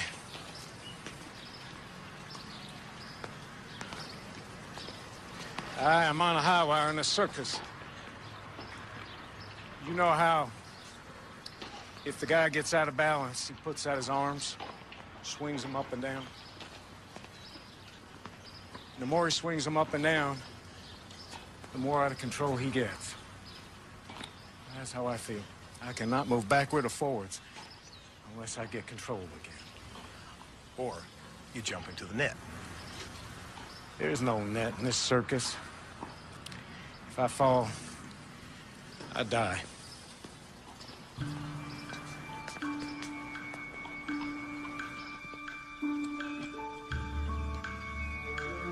Only little people Cullen ever loved. Cassie, when Mr. Davis and his lawyers get here, let them know that this chess set is in the bedroom safe. Understand? Yes, ma'am. In the bedroom safe.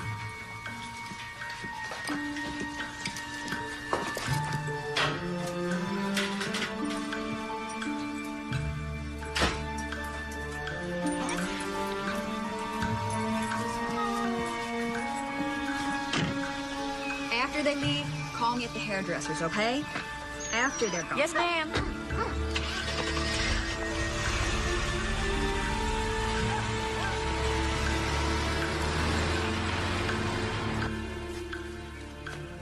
This is a fine pile of rocks you built here.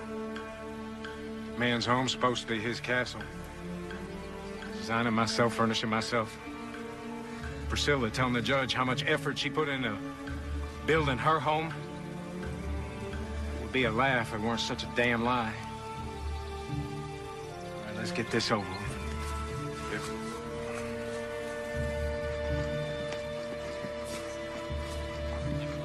Good morning, Mr. Davis. Yes, hey, how are you, Joe? I'm fine, sir. It's been a while since you've been here. Seems like a while, don't it? Yes, sir. You know, there was a Persian Suka carpet this over here.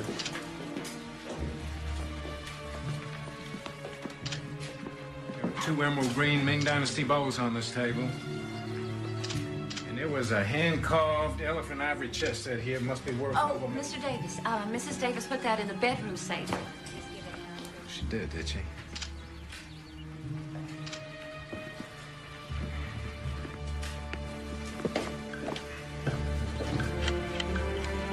I want you to take pictures of everything. And even change the combination. Hey, bitch! Get out of here! Get the hell out of here! Yes, he said he was spitting teeth. He was so angry. You gotta love it. Yeah. Oh, come on. Cullen deserves it. He deserves anything he gets. I just don't know how smart it is to poke a tiger, even if he is in a cage. Well, I loved it. This is excellent. Excellent work, John. You sent a copy of this to Far East office. It's in the pass to Singapore as we speak. Thank you, my friend. It's been a tough year for me. But it is gratifying to know that during my time of trial, no pun intended, I have been getting richer and richer and richer. Well, it's true you on a roll. This new uranium thing you want to do with Lanny Shelton, I actually think it's a good bet. You approve of Lanny's mine deal? The heavens crack. I'd invest. Well, can I do that? Yeah. I mean, without Priscilla's permission? She got the deep freeze on most of the assets, that's true. I believe we could free up some marginal cash. That's great. Now, I have a favor to ask you. There's a fella joining us for lunch I want you to meet. Who's that? He's an old friend of mine who's down on his luck. He's a bit of a hustler, but I think he'd make a natural salesman. Hey, you know, Cullen, most of our sales force years on the job. Well, I think he can learn it real fast. Oh. John, this is a personal hire. I want you to find him a spot. Done. Cullen! Hey, Dennis. John Strathmore. Dennis Church. Pleasure. Pleasure's all mine, sir. Let's see.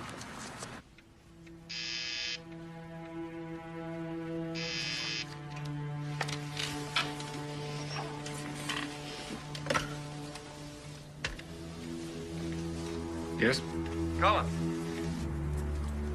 we're all set in my new office. Well, then, you know what you have to do. Let's get to work.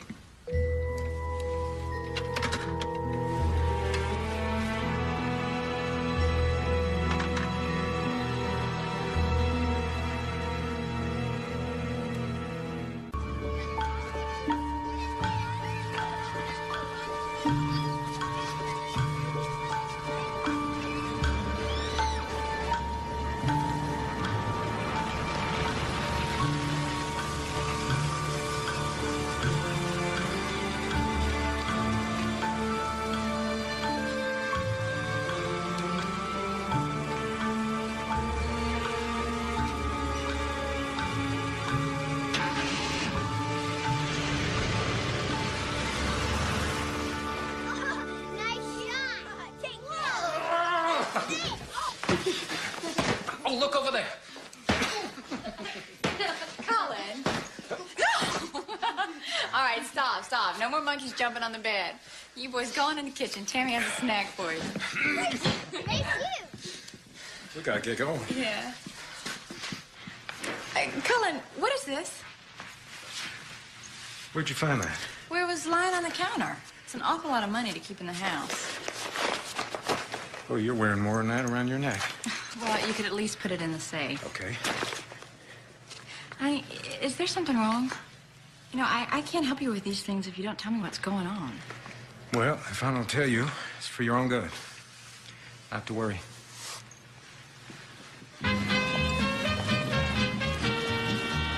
The Sixth Summer of Fun, the children's hostile agents and their siblings. I hope you've all had a chance to visit out there to the lake. It's a fine place for generosity. Well, I think the real clincher was all the pain pills. I mean, $200 a week? Whew, makes me shudder just to think. Well, I knew Priscilla was a little wild. Oh, wild, yes, but, I mean, come on, Cullen, involving teenagers. Oh, and sleeping with that damn hippie Hobbs. I mean, even before you two split up. Luann. Huh? Shut up. Well, you're great friends, so stick with me. Hey, there's the man of the hour. Thank you, thank you. Looks like that uranium mine turned out to be full of gold. Really? Figure of speech. We're going to cash out with 4 times what we put in. So how about that? I'm so proud of him, especially after all those other disappointments. Well, I hate to spoil a perfect record. Cullen, can I have a word with you? Sure thing. You keep the party going? It's my job. Been training for it all my life. I asked your friend, Mr. Church, to provide us with a resume. Well, I bet that was more paper and ink. Actually, I ran a couple pages. All of it bull. MBA from the University of Massachusetts. Didn't he think we'd check it out? Well, you're right. He shouldn't lie. But Cullen, I got a right to know who we're hiring. Is this guy an industrial spy? Is he a criminal? Is he contagious? What? Dennis is what I said. He's a fella down on his luck. It's your company? Yes, it is. 2 vodka and tonic, please. Well, hi there, Lanny Shelton. How you been? Tolerable. Oh, you're better than that.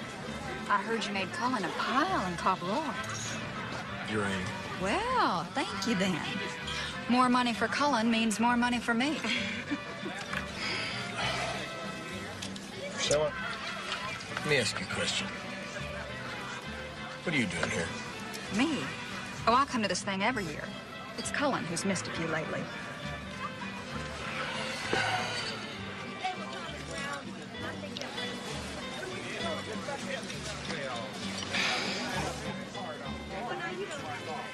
He's working for Cullen now, too. Just like Dennis. I heard.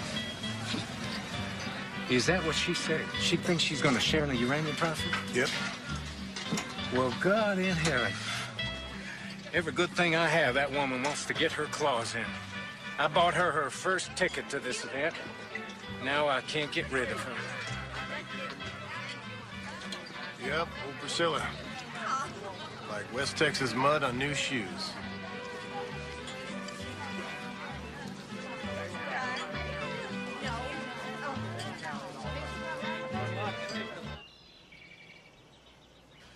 Yes, I'd like to speak to Ollie Peterson, please. Priscilla Davis?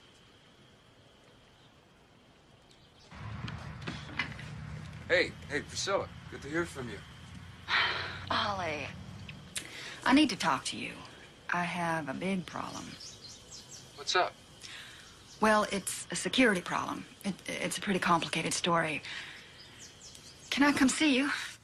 Yeah, but you know where the place is, right? Yeah. Come by any day. Thanks. You're a sweetheart. Okay. Bye.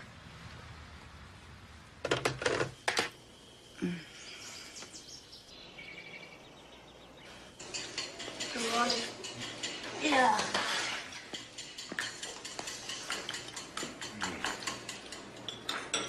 Oh. What's gotten into you? Oh, nothing. Is that phone call someone important? Yes? Could be things are turning for the better. What happened? Well, it wouldn't help for you to know right now. But when the time is right, I will tell you, I promise.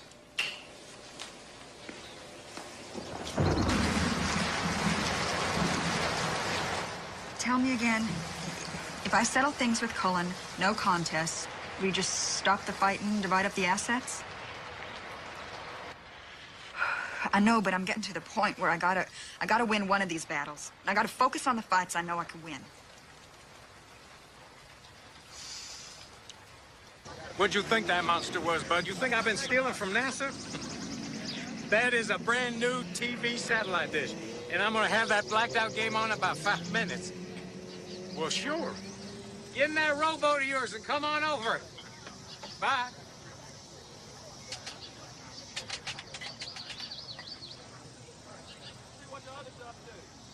Hey, Billy G, guess who? You hear the news, right? What? Priscilla's lawyer's called. She's thinking about agreeing to a no-contest settlement. You believe that after all these years? Well, that's good, isn't it? It's good for her. She gets a big settlement, plus it frees her up to testify against him if the DA decides to go for a second trial. Oh, man. That must be going crazy. Sure doesn't show it, does he? No, he doesn't. Y'all come on in. You old rattlesnake, you know that jury set me free. Just look across the lake. How was it? Well, the food was lousy, but it made me a star. Now, you get your butt over here and watch Texas join the space age. Okay, I'll see you later. Cullen, game's about to start. Oh. Hello. All right, it's me. Our man's ready. When he's finished, he wants to get out of here ASAP. How will I know? Honey, you're gonna miss the kickoff. I'll have the proof, that's no sweat. All the information is in the office. I'll be ready. You'll have to get it. What's wrong with tomorrow morning? Okay, then. Meet me at 9 a.m. Don't leave me hung out on this one. No, that will be just fine.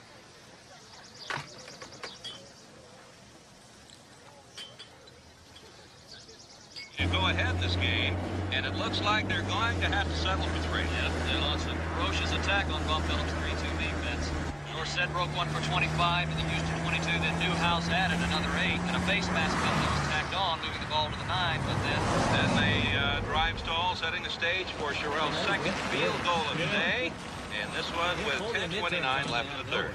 It's up, and it's good. That brings the Cowboys to within 1, Houston 7, Dallas 6. you know, starting quarterback Roger Staubach had what was for him a lackluster first half, only 7 for 11 with 108 yards. That's not enough to get the job done against this Houston defense.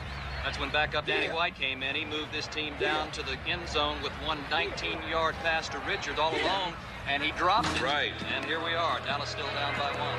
There's the kick. Oh, and Septian really got his foot into that one. And Poole takes it in the end zone. Oh, he's going to run it out. And he's got the speed to do it. Watch out. He's at the 10. He gets a nice block from Hill. He cuts to the left. Oh, Let me he's in. all alone. He's at Judge the 20. Ebersol? The Yes. 25. He manages to elude another Cowboy before he's finally brought down at the 35-yard line. So Houston have it on their own 35. And Mascarenhas on the bench.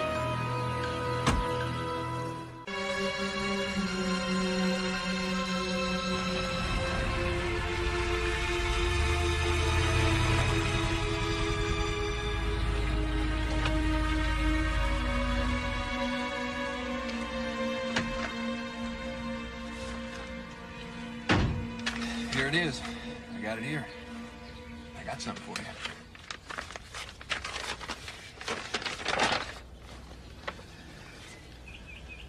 Damn. You keep this.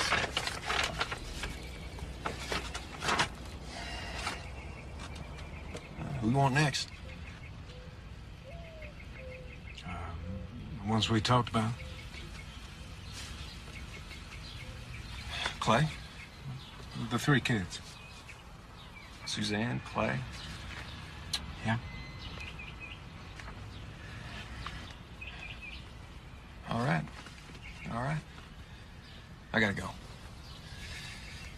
You got something for me?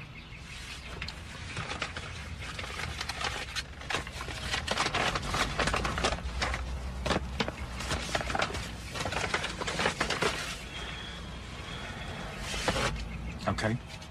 Oh, yeah. I don't know. I'm just one scared pool player. I don't mind telling you. You kill a man like Judge Ebersol, hey, there's gonna be more heat on you than you can imagine.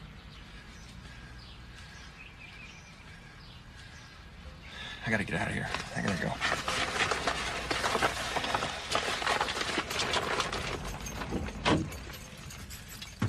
Wait, now. You want Suzanne Banks killed. Next, right? Quick. All right. I don't want to make any mistakes. You sure? Yeah. Got Judge Ebersol dead for you. Good.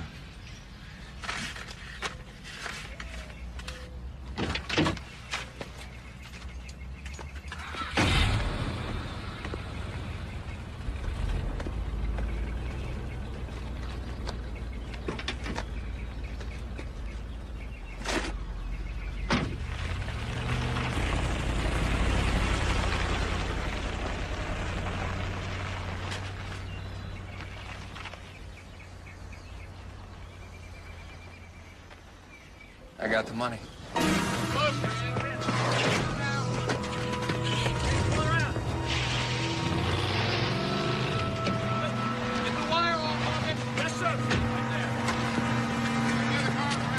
Secure the tape and the money.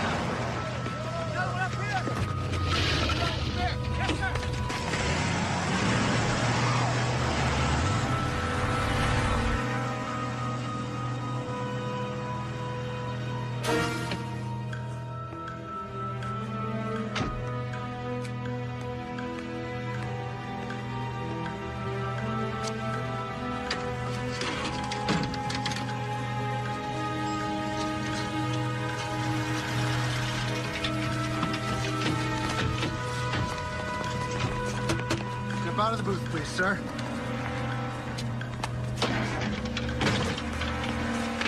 Mr. Cullen Davis, you're under arrest on the charge of solicitation of capital murder. You have the right to remain silent.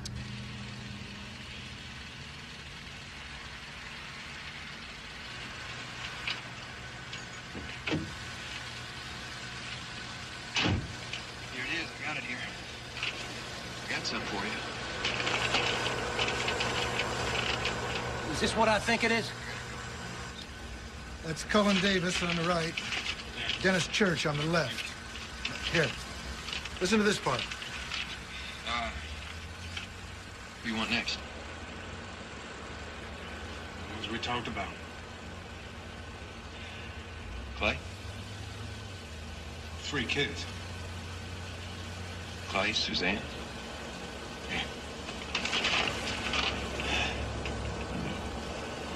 All right. All right. You got something for me?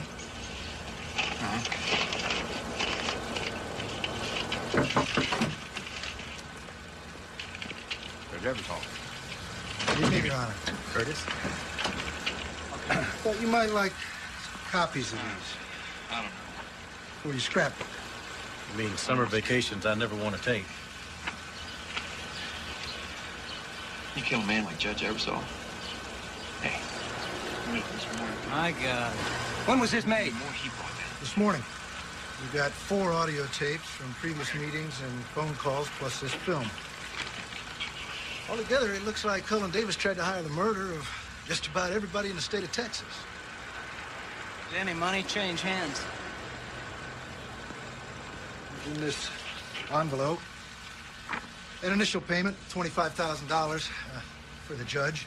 More was going to follow. Mr. Conlon, the Bureau knows you got burned in Amarillo.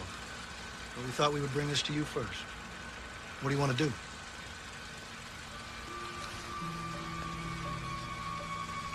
We will damn well prosecute him again.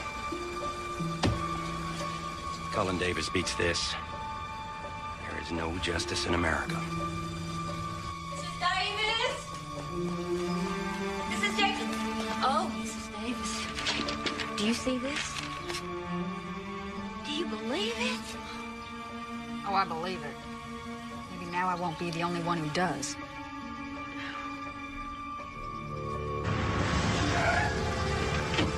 It's good you're here. I brought some clothes for him. How is it? He's as good as he can be. I'm gonna park the car, sweetie. I'll be right back. This is really a very clever trap they've laid for him. Trap? Yes. And he's gonna need all of our help to get out of it.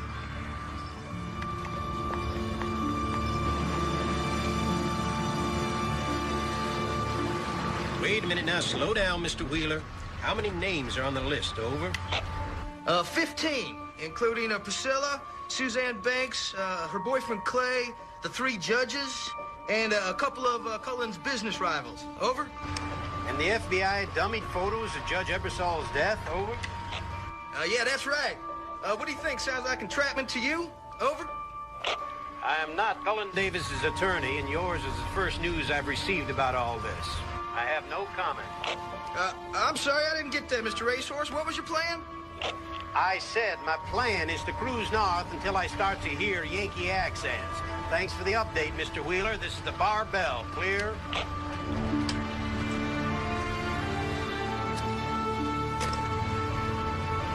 Oh, damn it all.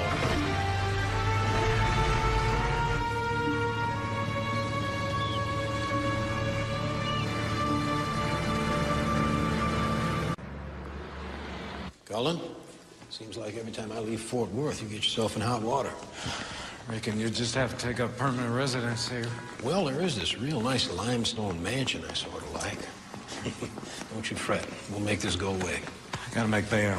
I'm gonna get out of here. We'll stick our toe in that water today. What's the state looking for in the way of bail? Your Honor, this is T. Cullen Davis we're talking about here. The bail amount that would make the average person's head spin is pocket change to this man. So it seems to us that the only safe amount of bail would be no bail. Your Honor, what we got here is the granddaddy of double standards. An average person faced with these charges could get reasonable bail in a New York minute. Now, just because a rich man could afford the loss, the prosecution presupposes criminal intent. Yes, Mr. Haynes, presupposition of intent is what bail hearings are all about. The state's argument prevails. No bail is granted this defendant. In addition, because of incessant publicity, I'm ordering a change of venue for this trial to Houston, Texas. Proceedings to begin in 3 months' time. That's all, fellas. Sir.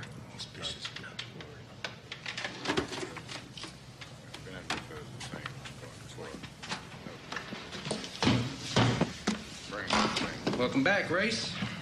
Once more into the trenches, huh? Well, you must like this decision. Houston being your hometown. At least you get to sleep in your own bed at nights. Oh, I sleep like a baby wherever I am, especially when I'm on a trial. But I was a little surprised. Didn't seem like there'd been that much publicity. Oh, that wasn't the real reason for the change of venue. No? What is the real reason? Manpower. If you eliminate all the ones on your client's hit list, this county's fresh out of judges. See you in Houston. See you in Houston.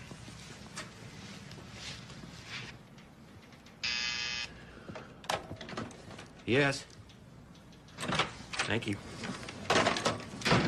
Oh, she's in the building.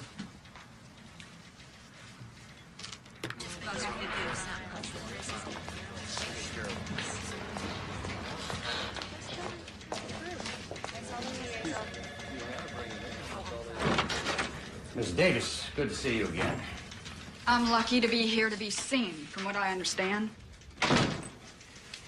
You're speaking of Mr. Davis's list?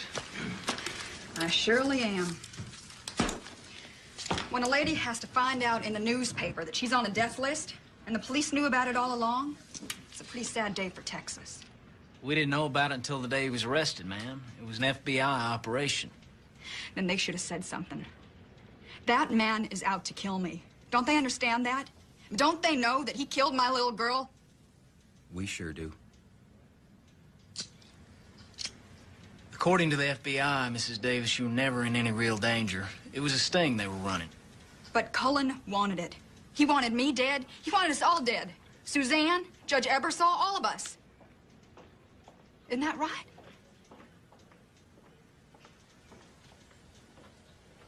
Desire's not a crime. Maybe you just never desired something enough to know.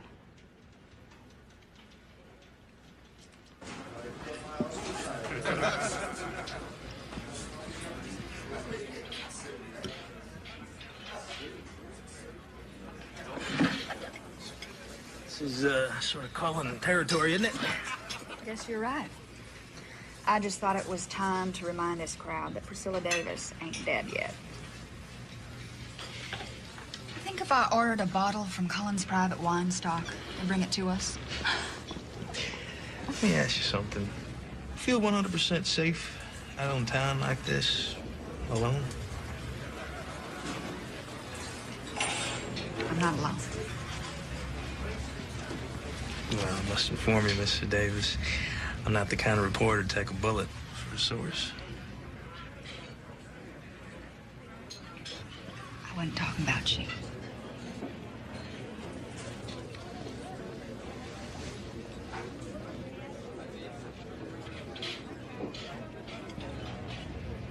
How'd you feel when you heard the news about his arrest? Well, you know that story about the boy who cried wolf. Or should I say the loose hussy who cried wolf. Now the whole town has seen wolf tracks in the snow. Yeah, but you gotta remember, Cullen's got people in this town who'd support him if he shot the Pope. Well, yeah, that might be changing. Here's a copy of tomorrow's Martine Howell column I pulled off the test run. Recent legal troubles for T. Cullen Davis have led to his being dropped from the Fort Worth Social Register. At least for the upcoming season. Reached for comment, Social Register spokesman explained, well, really, enough is enough. Woo! Who says Fort Worth ain't got glass? Yeah. Cheers. Cheers. Hello, gentlemen. I'm gonna have to meet with them now. Okay. Goodbye, Mr. Davis. Goodbye. Excuse me.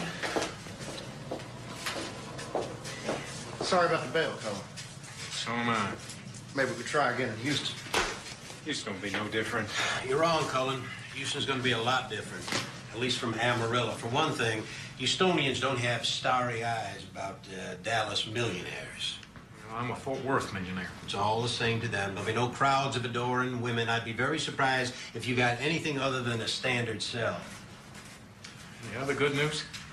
Well, rumor has it they're going to sign Carl Mason trial judge. Is he tough? Ex-fighter jock, ex-trial lawyer, quotes the rules of evidence in his sleep. He's an old friend. We go way back. Well, that's good. No, not necessarily. I think he's going to be looking for every opportunity to nail my butt to the floor. I'm not worried about Judge Mason or Houston. Dennis Church could be a problem. Dennis Church will be breakfast for Racehorse Haynes. It's that damn FBI film I'm worried about. Well, the first thing I intend to do is make sure nobody sees that film. And what if you can't do that? Well then, sir, I tell you this. I don't have a dog. Did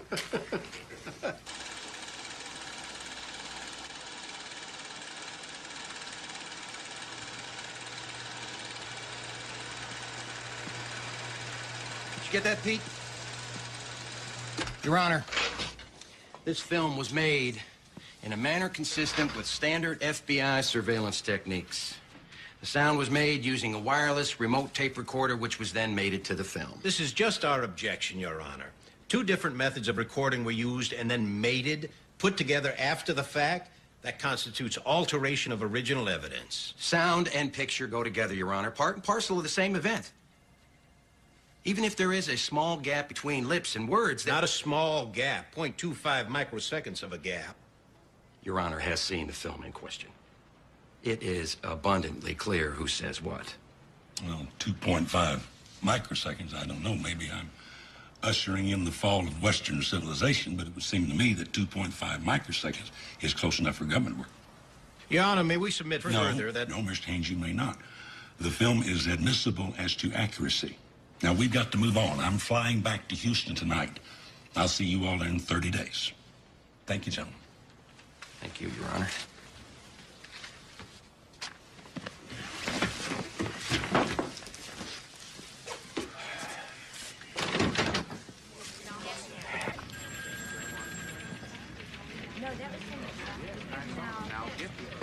Well, hi there, Mr. Wheeler. Mrs. Master, nice to see you. Well, it's nice to see you, too. I guess I can tell you the news. Cullen and I are getting hitched. Well, Congratulations. I thought that wasn't he still married to Priscilla? Oh, that's almost history. Oh, I see. So you, going to Houston? Stand by your man? Well, of course, I would have been there anyway. Cullen's innocent. But this makes it so much more, you know. Well, you know, I've heard it said Cullen Davis can't lose when he's got Karen Master by his side. I think he knows that. He probably does. As soon as I get him, I'll call you.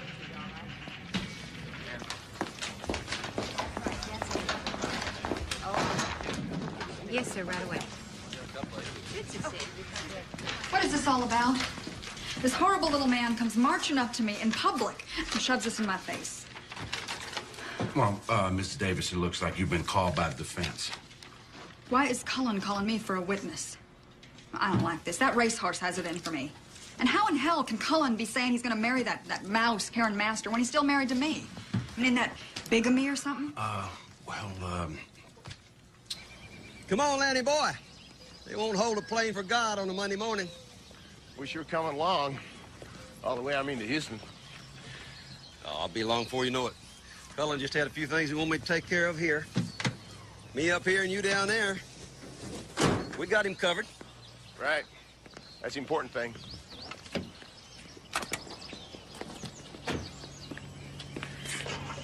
Hey.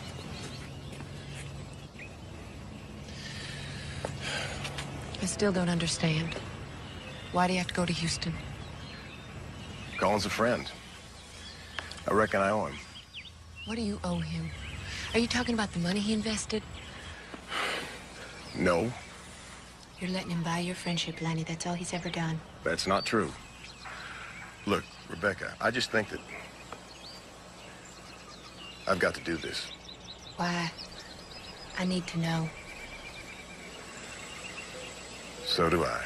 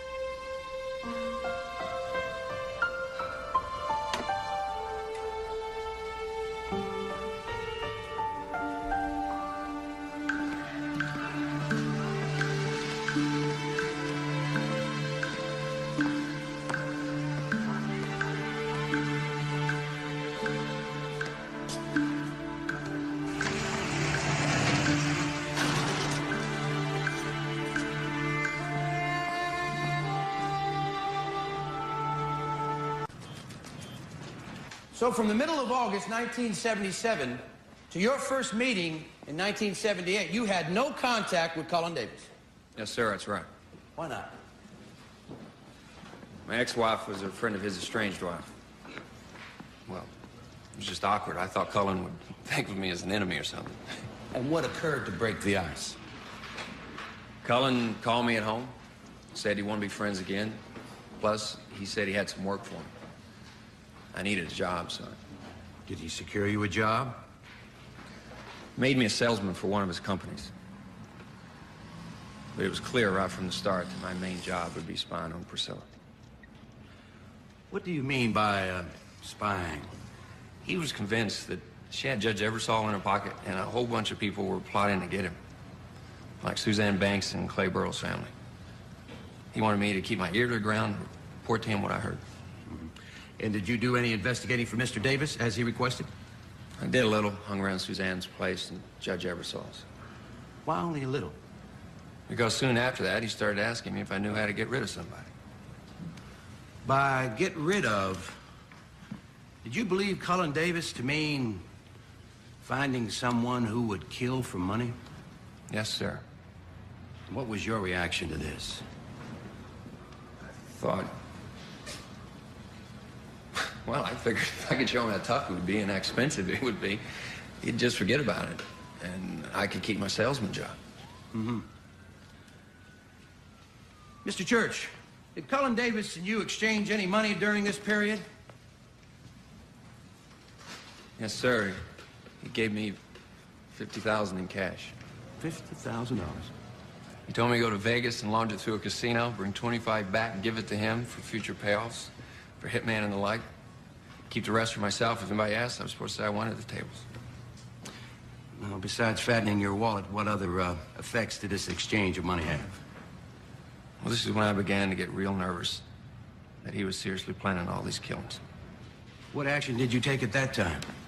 Well, my brother had a buddy named Ollie Peterson. He's a karate instructor, and I heard he taught a bunch of FBI guys. I called him and asked him who at the FBI could trust with this. Did Ollie Peterson contact the FBI on your behalf? He did. And? He told me to go along, play along with Cullen, and secretly record our conversations to use as evidence against him. Your Honor, at this time, the state would like to present Exhibit 25 to the jury. As you know, this equipment will take some time to set up, so... Yes, I understand. Let's stand in recess till 1 this afternoon. That smug son of a bitch. He conned me into this whole thing. Now he sits up there like some damn Sunday school teacher. I want you to slice him thin. I got something for you. What are the contents of that envelope, Mr. Church? Those are photos of dead Judge Ebersol. The fakes. What do you want next? The ones we talked about. Clay? 3 kids. Clay, Suzanne? Yeah. All right. You got something for me? Uh-huh. At this time, you are counting the $25,000 in cash that Mr. Davis gave to you to deliver to the killer, Judge Ebersol. Is that correct? I want to tell you. Yes, sir. You kill a man like Judge Ebersol, there's going to be more heat brought down on you. I gotta go. Now, you want Suzanne Banks killed next. Quick, right? All right. I don't want to make no mistakes. You sure? Yeah. I got Judge Ebersol dead for you. Good. I'm going to get the rest of them dead for you. You want a bunch of people dead, right? All right.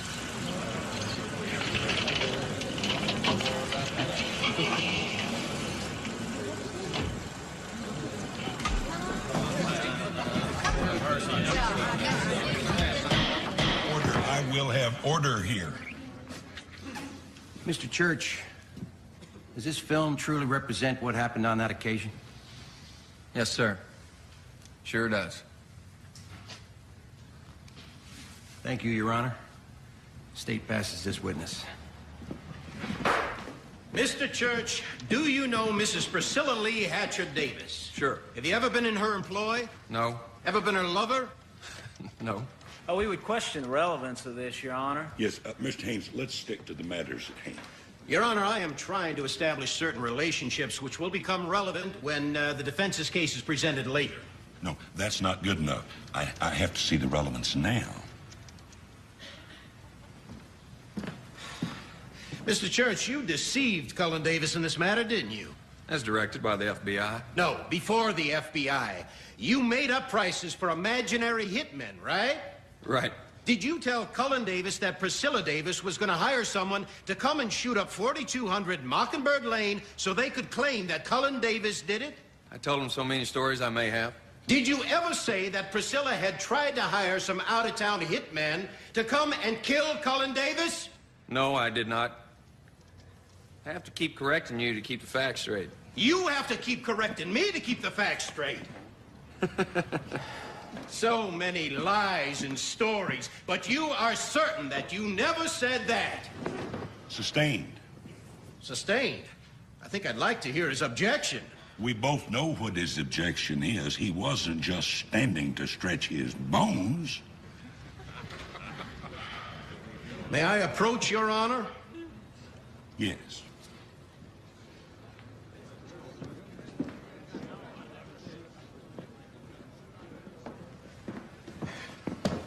Can I giving me much latitude here, Your Honor. This is the star witness against my client. I'm not going to allow any irrelevant expeditions into the Amarillo trial or anything that happened before the events of this specific charge. If we're not going to do that, we might as well not do anything at all. Well, we're not.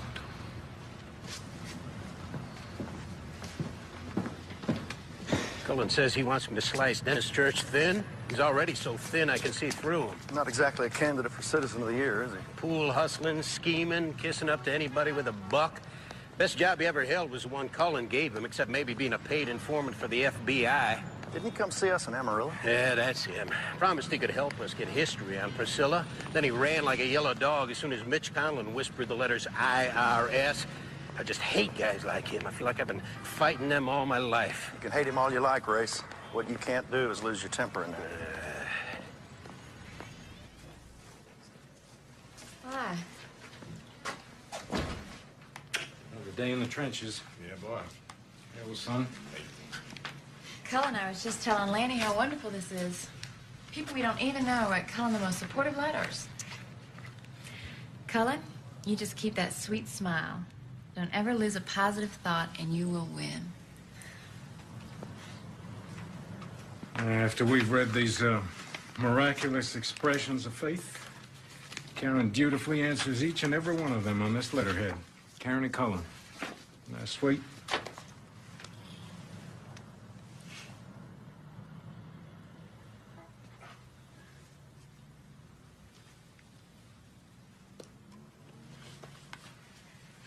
So, what do you think? What do you mean? I'm asking, do you think I'm guilty? I told you, I never thought you killed those people. What about this time, You think Cullen Davis tried to buy his way off that tightrope? Cullen? Well, give me your best guess, Lanny. I don't think so. But I guess I ain't heard all the evidence yet.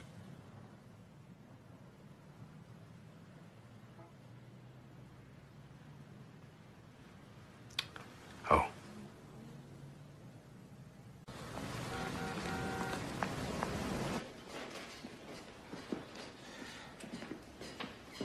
Good morning, Mrs. Davis. I'm Richard Haynes, one of your husband's attorneys. You remember me? Yes, sir. When did we last speak face-to-face? Was it Amarillo? We've never really spoken, Mr. Haynes. You ask questions, I answer them. Mrs. Davis, are you in the process of a divorce proceeding against your husband? Yes. How long have these proceedings been going on? Objection. As to relevance. Sustained. Do you count any convicted felons among your acquaintances? He's throwing a net, Your Honor. Please let him ask about specific and relevant felons. Do you know Mr. Woody Hobbs? I understand his friends call him Woodman. I know Mr. Hobbs. Was Woodman a convicted felon when he was living with you in Cullen Davis's house? Objection. Now, you're running down a rabbit trail here, Mr. Haynes. I want it stopped. You stick to what the witness knows about this case. All right, let's talk about Dennis Church. I think we can all agree that he is relevant to this trial. What was the question? Do you know him? Yes. Has he ever worked for you? No. Has he ever been your lover? No. What is your relationship with Dennis Church? We used to be friends. I'm good friends with his wife, his ex-wife. But I haven't seen or spoken to Dennis in a year. Mrs. Davis, in August of last year, did you pay $25,000 to Dennis Church? I did not. Mrs. Davis, did you ever ask Mr. Ollie Peterson to work for you, to provide security? Yes. On what date and where did you ask him to work for you? It was a Sunday. I think it was August 19th or the 20th. I went to his studio. Had you, Mr. Peterson, and Mr. Dennis Church been together at any time earlier that summer, say July of 1978? Absolutely not. Has Mr. Peterson ever been your lover? No. That's all on direct, Your Honor.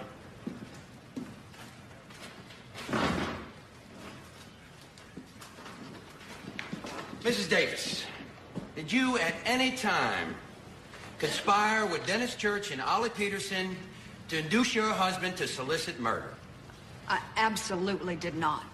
Thank you. No further questions, Your Honor. Redirect Mr. Haynes. No, Your Honor, but the defense would request that Mrs. Davis be allowed to remain in the courtroom for purposes of identification. Very well. On August 18th, Mrs. Davis called you at your karate studio and asked you to provide her with security. Is that correct? Yes, sir. And on that same day, you met with Dennis Church. Yes. Is that just coincidence? Yeah, just coincidence. And you agreed to help him with his problem, too? Yeah, his brother was a friend. Did you meet with Priscilla Davis or Dennis Church at any time during July of last year? July, no. No, I hadn't seen Priscilla in about a year. Thank you. Mrs. Delgado, you are a receptionist at the Davis Building in downtown Fort Worth. Is that correct? Yes, sir. Did you happen to see on July 12th a Mr. Dennis Church come out of the Davis Building around lunchtime? Yes, I did. Was he alone? At first, but he met a man and a woman outside, and they drove away together. Are that man and that woman present in the courtroom today? And if so, would you point them out, please? Yes, sir. This fella right here is the man, and the woman was Priscilla Davis, right there. You saw Dennis Church, Ollie Peterson, and Priscilla Davis all together in a car on July 12th of last year. Yes, sir. Order. I will have order here. I was not with Dennis and Ollie in July. It's like Amarillo all over again. Priscilla did it. Priscilla is the source of all evil in the world. Never mind that Cullen was caught red-handed. Blame it all on Priscilla. Not this time, Mr. Racehorse Haynes. Not this time. That's Church right there. Did Dennis Church ever offer you employment, Mr. Kincaid? Yes, he did. We were at the Sargasso Sea in Fort Worth in June of last year. What kind of work did he offer you? He offered me $20,000 to kill Cullen Davis. What was your response? I told him no way. And what was his response? He said, never mind. We're going to get him one way or the other. Did he say who he meant by we? Nope, he didn't say. Mr. Franklin J. Kincaid, star witness for the defense.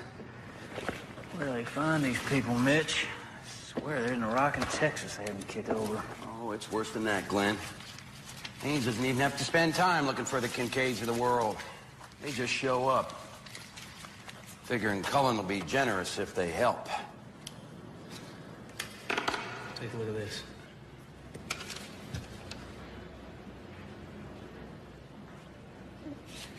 Go see her, Glenn.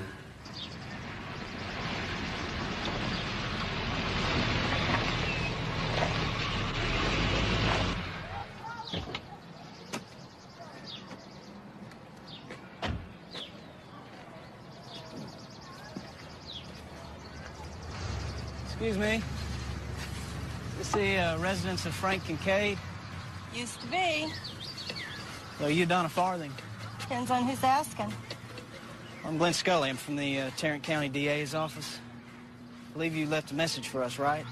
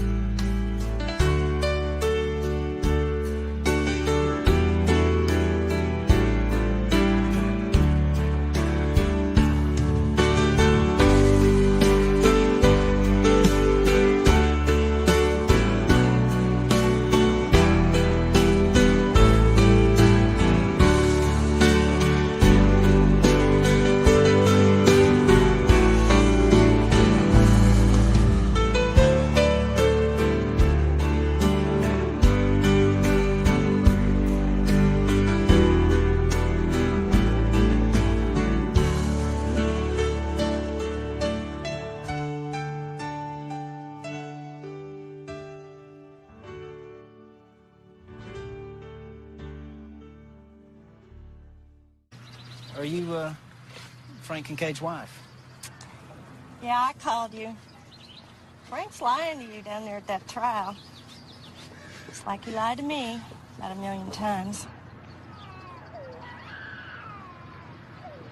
You come on inside. I'm going to show you something.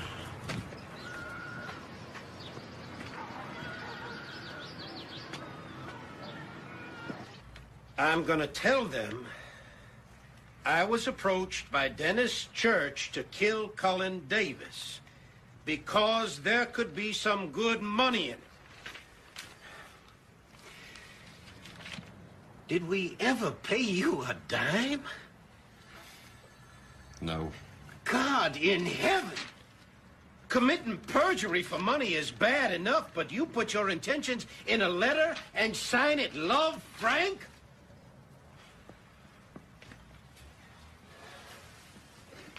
Is this for real? Remove Mr. Kincaid, please.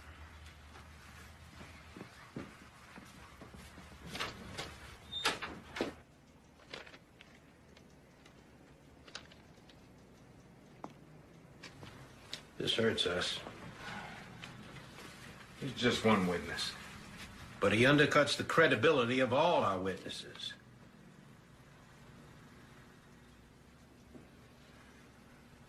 Well, then it all comes down to me taking the stand. I'll just tell him what happened.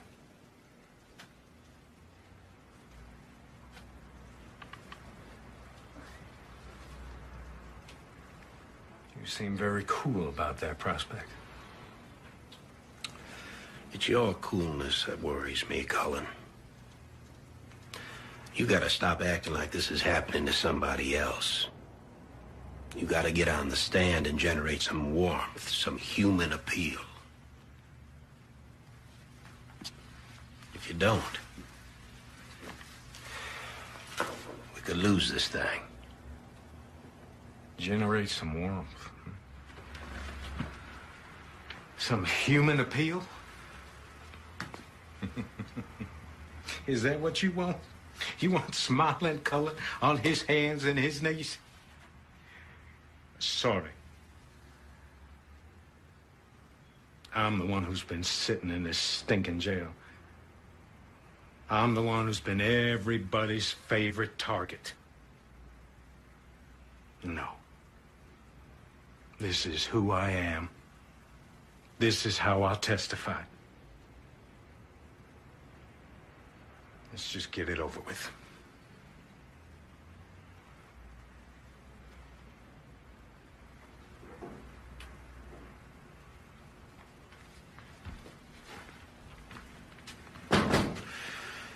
Let me out. And tomorrow, for the first time in over a year of nearly continuous criminal proceedings against him, Fort Worth millionaire T. Cullen Davis will take the stand and testify in his own defense. Period, paragraph, end of story. All right, I'll talk to you tomorrow. After you got that threatening extortion letter and called the FBI, would you describe your emotional state as being heightened? I was on mental and emotional guard, yes. Did the FBI make you feel like they were doing everything they could to find out who was threatening you? No. In fact, I thought they showed little or no concern in the beginning. Did Dennis Church reestablish contact with you at this time? Yes, he called me. What did he say? He was desperate for help. He and Darlene were divorced. He had remarried and needed a job. And so you hired him because he was an old friend? Well, I wish I could say that was a reason. But the truth is, I was involved in a very messy divorce, and I thought he could help me. So I asked him to keep an eye on Priscilla, let me know what she was up to. Then in June of 1978, did Mr. Dennis Church bring you some startling news? Yes. He told me because he had an ear to the ground as far as Priscilla was concerned. He'd heard about a plot on my life. Can you tell us what he said in detail? Well, that Priscilla had hired some people to bump me off, but that these killers had gotten cold feet. Dennis thought they might be converted, turned against her, you know. But that would put them in some jeopardy. They would be admitting to being hired killers. And they needed to be sure I wouldn't double-cross them. How did Dennis Church propose to reassure these killers? Tit for tat. If I was going to have something on them, even if it was just to expose Priscilla, they needed something on me. Something equally bad. Something involving murder for hire. So Dennis suggested we meet on several occasions and do a little play acting. Pretend we were plotting a series of murders and that he'd put it all on tape. You see, none of this was real. It was all done to trap the real conspirator, Priscilla Davis.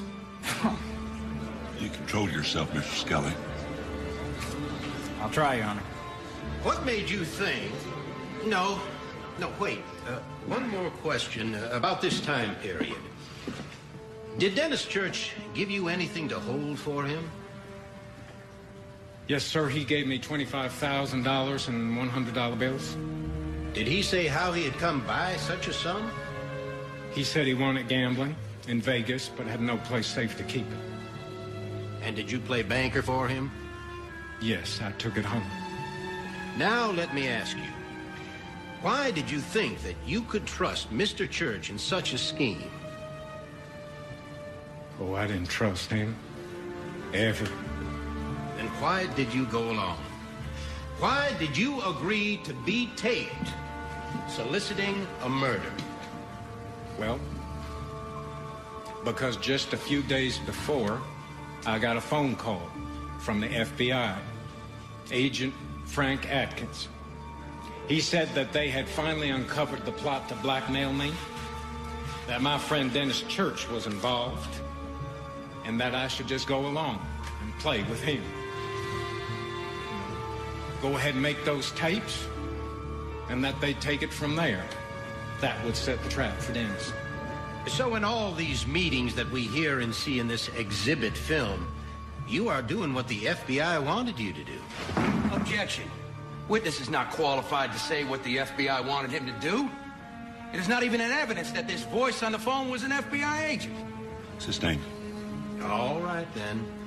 Did you believe that you were speaking to an FBI agent named Atkins?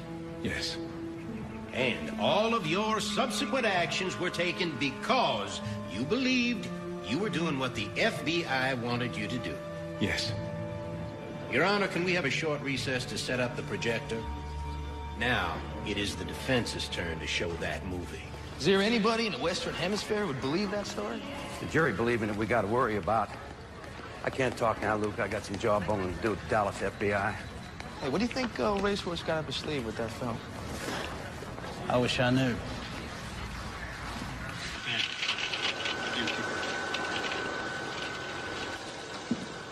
Mr. Davis, the prosecution has contended that that envelope contained pictures of Judge Joseph Ebersol faking his own death. Is that what you saw inside there? No, sir. What was inside that envelope? The cassettes, the tapes we've been making all along. As requested by Dennis Church? That's right. Yeah? I got Judge Ebersol dead for you. Good. I'm gonna get the rest of them dead for you. You want a bunch of people dead, right? May we bring up the lights, please? He says, I got the judge dead for you, and you say, good. What does that mean? That's the way Dennis talks. I was just going along with the conversation, following his cue, like I thought the FBI wanted me to. This was a game. Neither of us really thought the judge was dead. It was just words. Thank you. Pass the witness.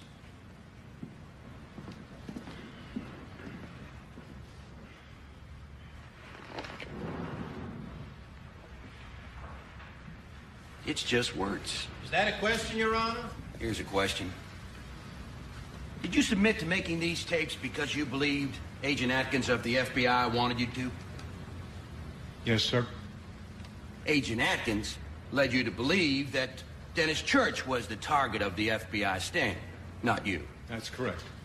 So when you were arrested in that phone booth, you naturally cried out, "There's been a terrible mistake. Find Agent Atkins." Isn't that what you did? No. No. No, you didn't. You rode downtown. You were booked. You were the subject of a police investigation. You sat in jail for over 2 months. Objection, Your Honor, object. And in all that time, did you ever once ask anyone to call Agent Atkins to clear all this up? Objection. Overruled. The witness will answer. No.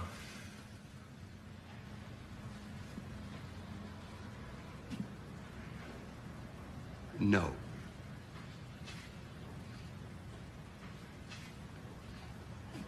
Thank you. Redirect.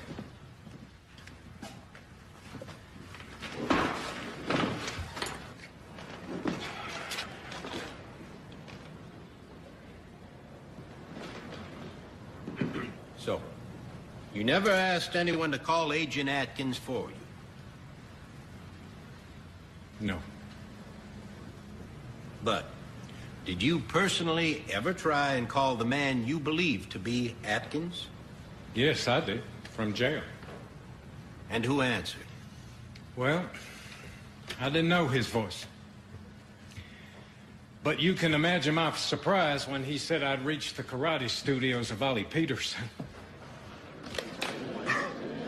Unbelievable. My 6-year-old could come up with a better story than that. I'm not so sure.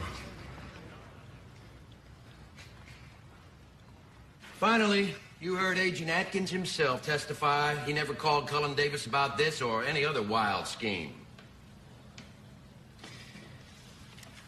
Anyone can say anything, friends. Anyone can say he called a number and heard a voice on the other end. That's just one man's word. And you have to consider the source.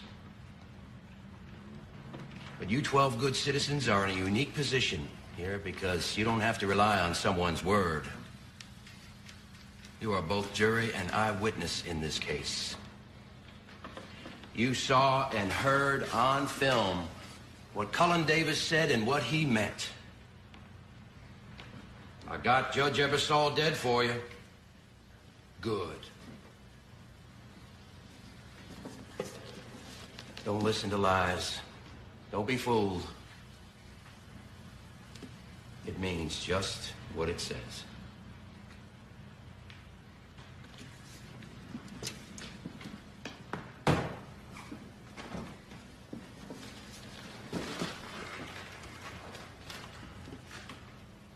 It is one thing to sit inside a nice, safe jury room and wonder why things were said and done. But imagine yourself on those hot August Fort Worth streets with the likes of Dennis Church whispering dangerous lies in your ears. Imagine yourself at the heart of a clever and deadly conspiracy. What would you do then? And if the FBI called you in the middle of all this and they offered their help, would you ask for it in writing? I don't think so.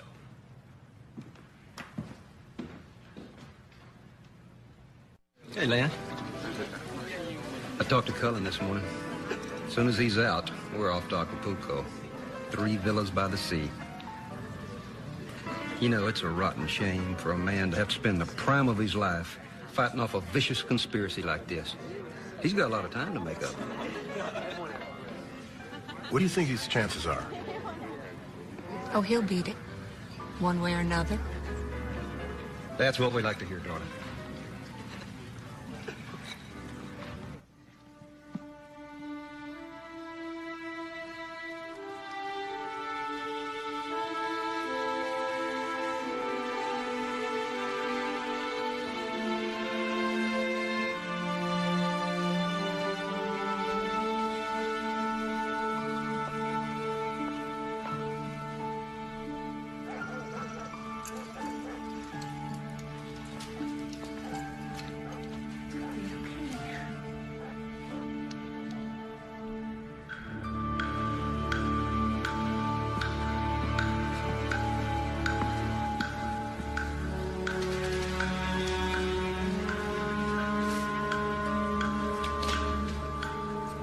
Jury informs me that it is in deadlock and sees no possibility of breaking it. Defense moves for a mistrial, Your Honor. Mr. Davis, I will need your consent. You have my permission, Your Honor. A mistrial is declared in the foregoing. Can I go fishing now? Cullen, how do you feel? Well, wonderful. Just wonderful. It was a great victory. They didn't get us, did they? Mr. Haynes, did Cullen Davis buy his freedom? Those who say that are bitter, dissident, or irresponsible people. The very poor and the very rich are both vulnerable targets in this country. This was a great victory for the system. Are you saying a mistrial is a victory? That's just exactly what we're saying. He was acquitted in Amarillo. And if they do this again, he'll be acquitted again. Because this is an innocent man.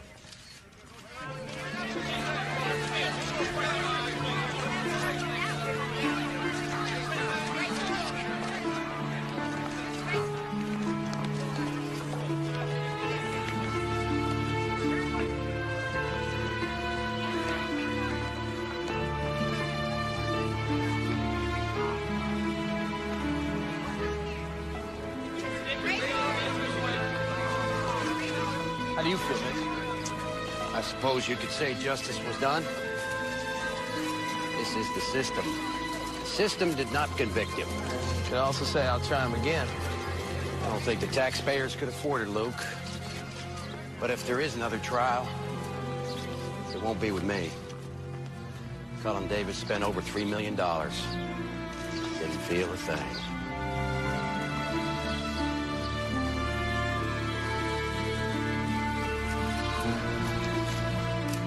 Well, Mr. Money, but I'm not sure he didn't feel a thing.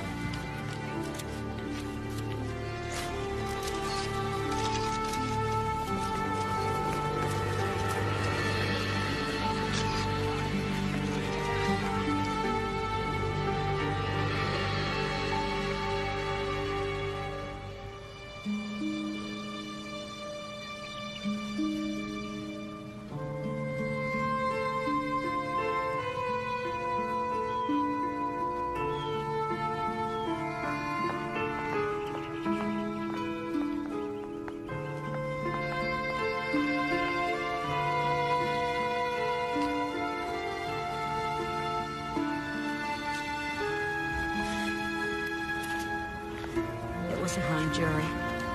Cullen is a free man.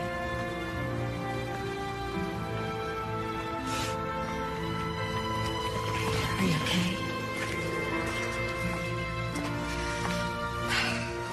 Today's Andrea's birthday. She would have been 15. So sorry.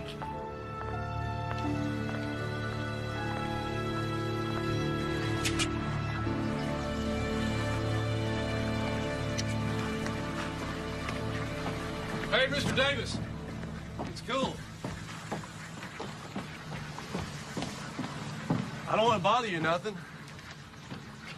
Well, I just came by because, because I want to give you one of these. No charge. Been a big item for me. Thank you very much, Woody. Okay. Y'all take care now.